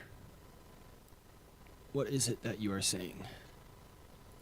I think it's the end of a day, you know, like end of a mining day, and he went out and just kind of stood for a long time watching the sunset before coming back and plopping down, like visibly not tired, but just kind of like exhausted, but not physically. And he plops down in the table that or in the special chair that's for him because of his size, and lets out a big sigh, and Nazla brings him some food, and he says, I don't know how you do it, Ma. I What's- don't know how you don't watch that sunset every day. It's a lot of work to get up all the way up there, but you sit in here and you don't see that ever down here. She says, Well, what do you mean, son? We have all the lights down here. It's perfectly fine for a dwarf. Aye, for a dwarf. But I feel like outside, when I'm not scraping my head against the top of a cave, it's a little bit. I love the caves, and I love caving, but it's nice up there, you know.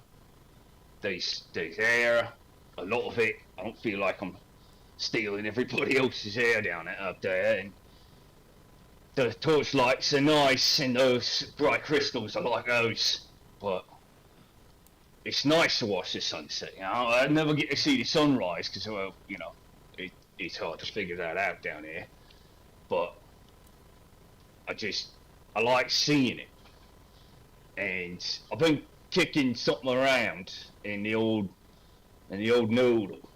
I know that it's not my best, but I think I'm not good at mining. I saved all those lads, and that was great, but I'm getting too big. I barely fit in the tunnels anymore. I'm scraping my knees and my knuckles all day just trying to get into that new shaft they cut. These little guys, they squirm right in, but I'm half the time I feel like my head's too big. And that's not even counting for my body. I don't know, Mom. What do I do? I'm not sure what to do, and you know, planes is not exactly my forte. And she looks at you with some confusion, but still understanding of where you're coming from. And she gives a long, deep sigh. Oh, Noct. I don't understand, but I'm also not part orc. And she kind of pulls a chair next to you and sits down, and she says, well, I reckon you might be of age in your own right, even though not by dwarven kind. I think it's about time I tell you something. And she kind of clasps your hands and she goes, I think it's easy to see that you're not me own kin, though I am your mother. And she kind of gives you a little joking punch. You were found in the forest, son. We found you. So I was not found inside that rock. The guys told me they found me in a rock. She laughs. She says, "No, you weren't found in a rock. We found you in the forest, Noct. Me and one of the others. We were looking around the lands, around our mine, looking for any possible new dig sites, just exploring the area. We actually came upon a big stream where we came across it, and there were some dead bodies, orc bodies, across the way. So naturally, thinking there might be danger around, freshly dead bodies usually aren't a very good sign. We decided to turn back and warn the others right away. But as I came across a tree stump, I heard some rustling and I heard a baby crying, even over the sounds of the river. I looked inside and that's where I found you. So I was born in a tree. No, Noct, you weren't born in a tree. And she gives you a rub on the head, kind of shaking her head, laughing at that. She says, no, I fear your family had left you in that tree stump as a way to try and save you. I think that was your family, the dead orcs. Your clan must have been wiped out by some, I don't know. Orcs usually aren't very welcome around the lands. It feels bad to say, but you know, I'm almost thinking that they were driven off as a good sign. Nonetheless, that is your family. That is where you come from.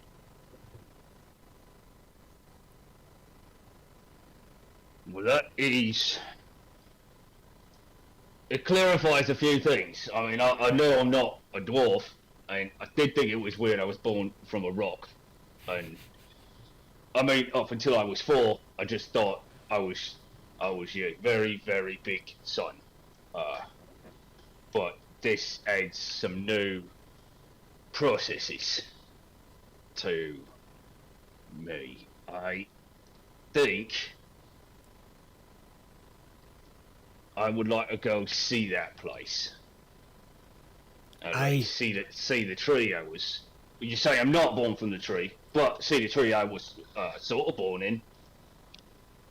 In a way, that tree might have been your place of birth for me. And she laughs.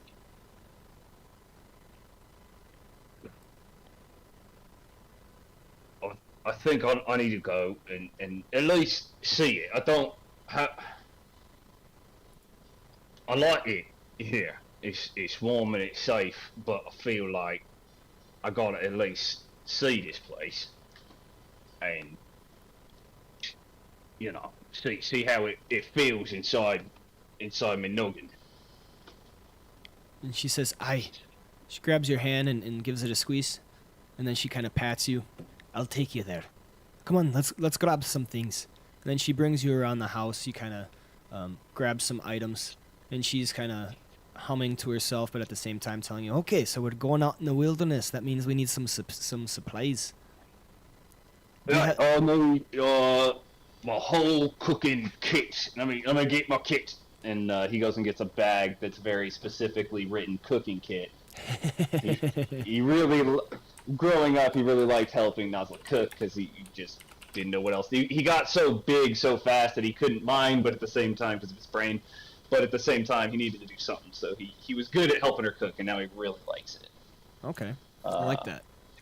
And I mean, would he bring weapons? Probably. Yeah, Just so for safety. so Nazla helps you grab like your pack and stuff like that, and then she's like, "Okay, we should go visit the smithy real quick." And then she takes you over to a blacksmith, and she's talking with the man, and you're kind of just waiting outside, and she emerges with a big ass axe and some other stuff, and she hands you the great axe, and she's like, "Here, this is for you." Oh, this is, if I'm being honest, it's probably, do you get a good deal on it? Because it looks far too big for any of the dwarves here, I think, unless he built it. He built it for me? Special? She pats you and chuckles. This great axe was made specially for you. It's a little too big for a dwarf, don't you think? But it fits you perfectly. Yeah, I mean, it would be the entire length of a dwarf. My buddy Jeremy, he couldn't even, this would fall on top of his head. I love it. Thanks. Go ahead, Noct. I can't swing it in here. I would try, but I would definitely break something. And then she also gathers some other things. She's like, well, there's javelins and hand axes and all sorts of other things. What would you like? So, Well, I should have a couple of little hand tools. Just get a few hand axes, and just in case I got to get a bird or something, javelins. I like that. You throw 'em, you get a squirrel. So you're walking around the blacksmithy with the blacksmith in there, and they're kind of letting you look around to see all kinds of things, an assortment of other weapons and everything, and you're able to basically pick out what you want. As you're leaving, she gives thanks to the blacksmith, and they shake hands, and he kind of comes over and gives you a handshake, and the smithy says, "Well, Noct. You're a hero around these parts. Don't forget that. Anything you need, just remember, all you have to do is ask." And then he... I will remember that. I'm going to take this. And he's confused for a minute. He grabs the guy's small mug and says, Because can I have this? You know what, actually, I don't want it. and he's confused on what he's supposed to do for that, and he puts it back. Okay, so you gather your things, and then Nazla says to you, "All right, Noct, I'll take you now. Follow me." And then she leads you out of the dwarven village and takes you to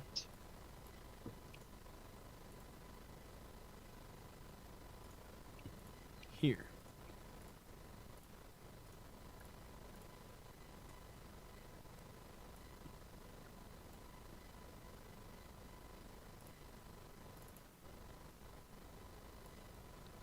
So she's leading you in the wilderness, trekking along. Brings you to the river, and she looks back at you and says, "Okay, be sure of your steps. You don't want to be swept away by the river." And so she wades in.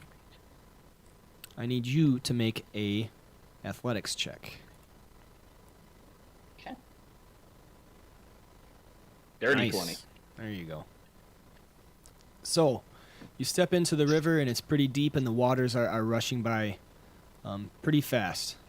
You notice that it's slippery, but you are sure of foot, and so you travel across with ease. She looks back to you now and says, "All right, just a little further, over here." And then she goes forth and finds a tree stump, and she pats it. She says, "Here, Noct. This is where I found you. He steps over the tree stump, which is very, very small, and says, I don't see how I possibly fit into that. and he puts his whole head in it. Just move over to it. Puts his whole head in it and kind of looks around and says, Well, this is a weird. So, he found me in it, and where were the bodies? They were over that way, and she points over here. I think he kind of like ambles his way. I mean, I'm guessing the bodies are not still there because it's been like 20 years. Definitely not. and kind of like looks in that direction, but obviously not seeing any bodies. Turns around and says, Somebody stole the bodies. No, Noct. It's been too long. They've long since been scavenged or eaten away. Right. That happens. Hey, That happens with time. I mean, to be fair, in the cave, no, the bodies were always in the cave. I forgot.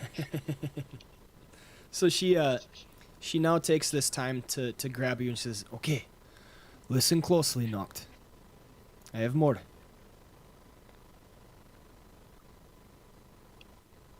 He as he does whenever Nozzle kind of wants his attention, he stoops down on his haunches so he can look at her in the face.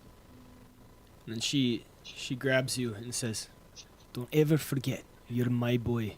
I raised you. You're as much dwarf as any of them. You know that, right?" Hey, I'm a big dwarf, but I am a dwarf. Aye. So, I think it's time that you ventured forth. I think it's about time you find your own way.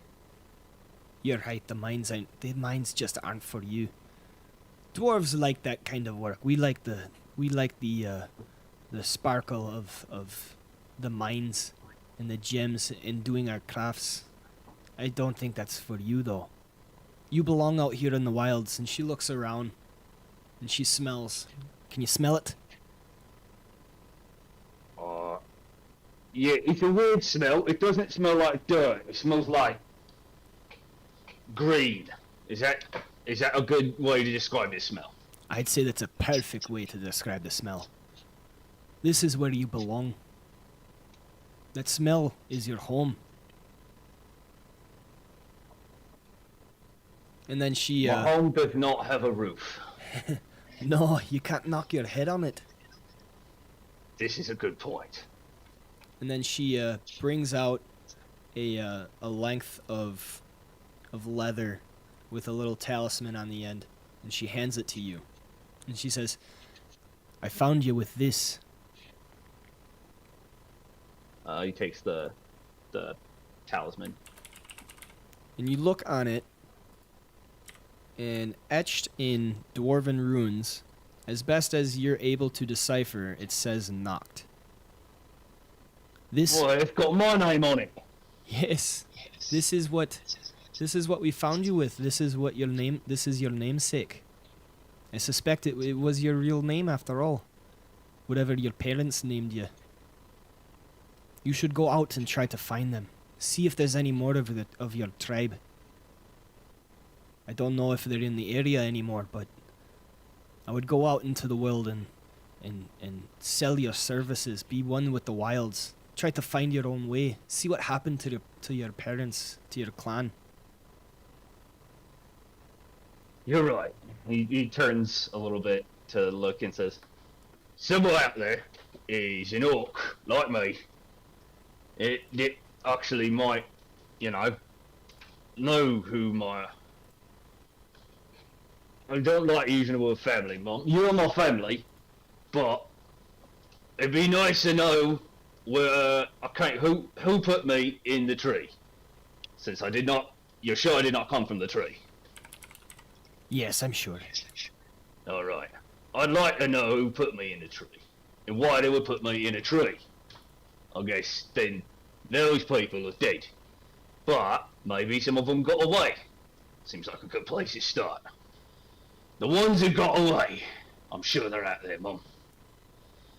what direction should I go in that one? And just kind of points in a random direction away from the water. Is that a good direction? I've only been 2 miles outside of the cave. Is that a good direction? So she gathers your attention again. She says, I think that's a good idea. You should go out and see what you can find about your family and see what happened to them. Maybe wreak some vengeance of your own. I wouldn't blame you. All you have to do is follow this river. Go south, which would be that way. If you That is not a direction I was going to go. Thank you. Yes, follow the river that you'll eventually find a town. There, you can start your journey. A town, you say? So it's like a cave, but without being in the cave? Well, dwarves have their towns in caves.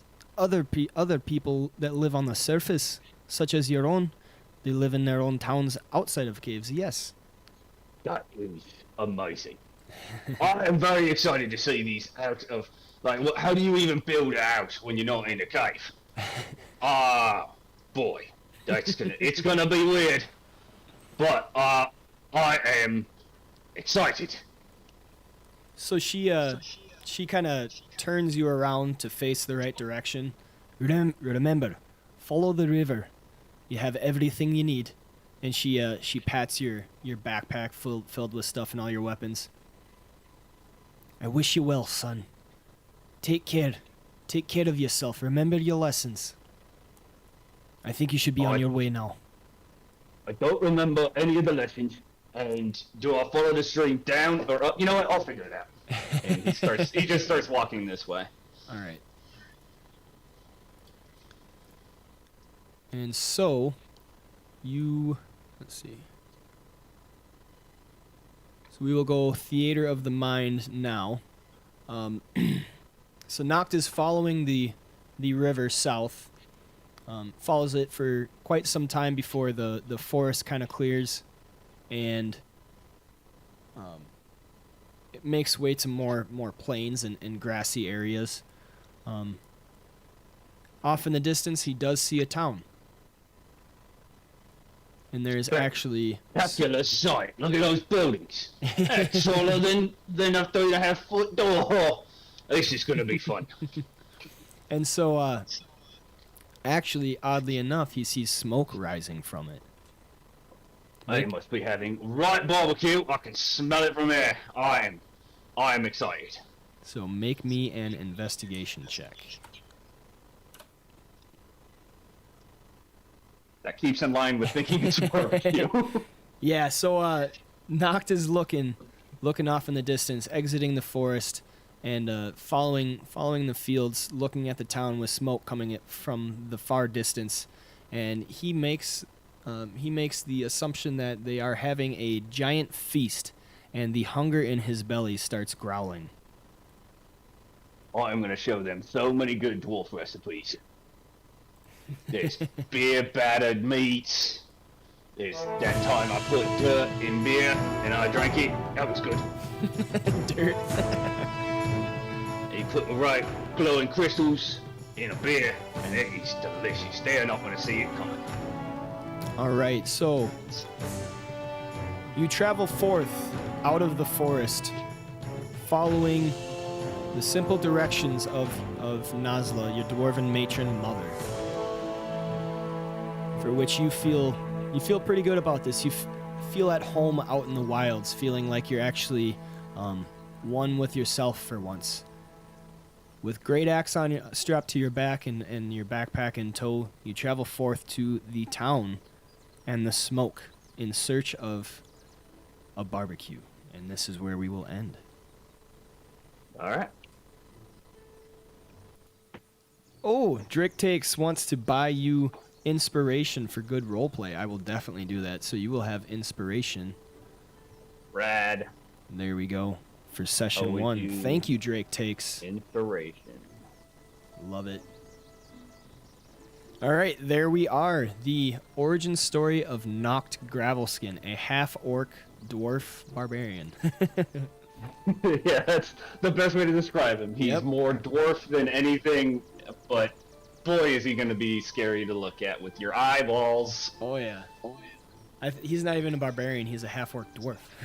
That's his class. Yeah, he's a custom class. It just functions like barbarian, so we just call it that. But So yeah, I enjoyed that. I like your I like his voice. It'll be thank you. I gotta fun. work on keeping it consistent because I slip it sometimes into a slightly different accent, but I'll get her there. That's all right. I even caught myself doing that a little bit. So yeah, that was fun. I like that story of Folk Hero. What did you think about it? Did you enjoy that? Yeah, no, I mean that was a good setup, encompassed the all the stuff that I had wanted without being too like exactly what I wrote, you know. Okay. Yeah, I like this. So I like this idea. I want to get the origin stories and everything going. So 4 done, 2 more to go. I think we are pretty set for session 1 next Monday. I will be sending a notification in Discord for sure, but I'm happy to have you, man. Cool. I'm happy to be here. This is gonna be fun. Yes. Half dwarf, half orc. All probably murder machine. Yep, all murder machine. All right, thank you so much for tuning in, John. I'm excited to have you. I'm excited to see all the damage that's going to come out of Noct.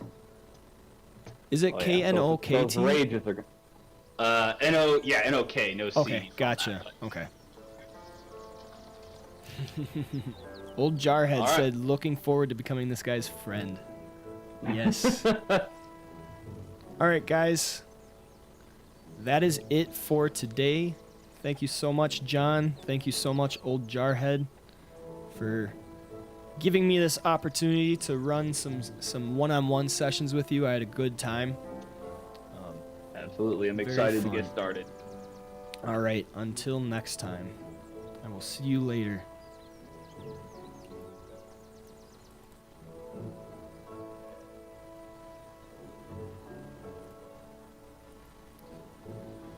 All right. There we have it. 4 origin sessions down. 2 more to go. Remember to tune in tomorrow. Same time, 9:30 a.m. Central Standard Time. We have... Who is it?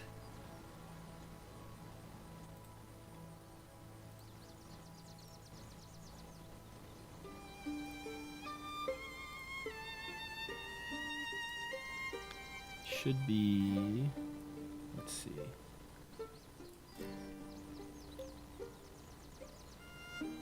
Oh, Tanakh. Okay. We have Tanakh showing his... Who is that? That is the half-elf sorcerer using wild magic. This is going to be very fun for this campaign. I will just say that much with what I'm doing with magic. And we also have Sauerkraut, who is playing Kogro. Who is this? The Kobold Fighter.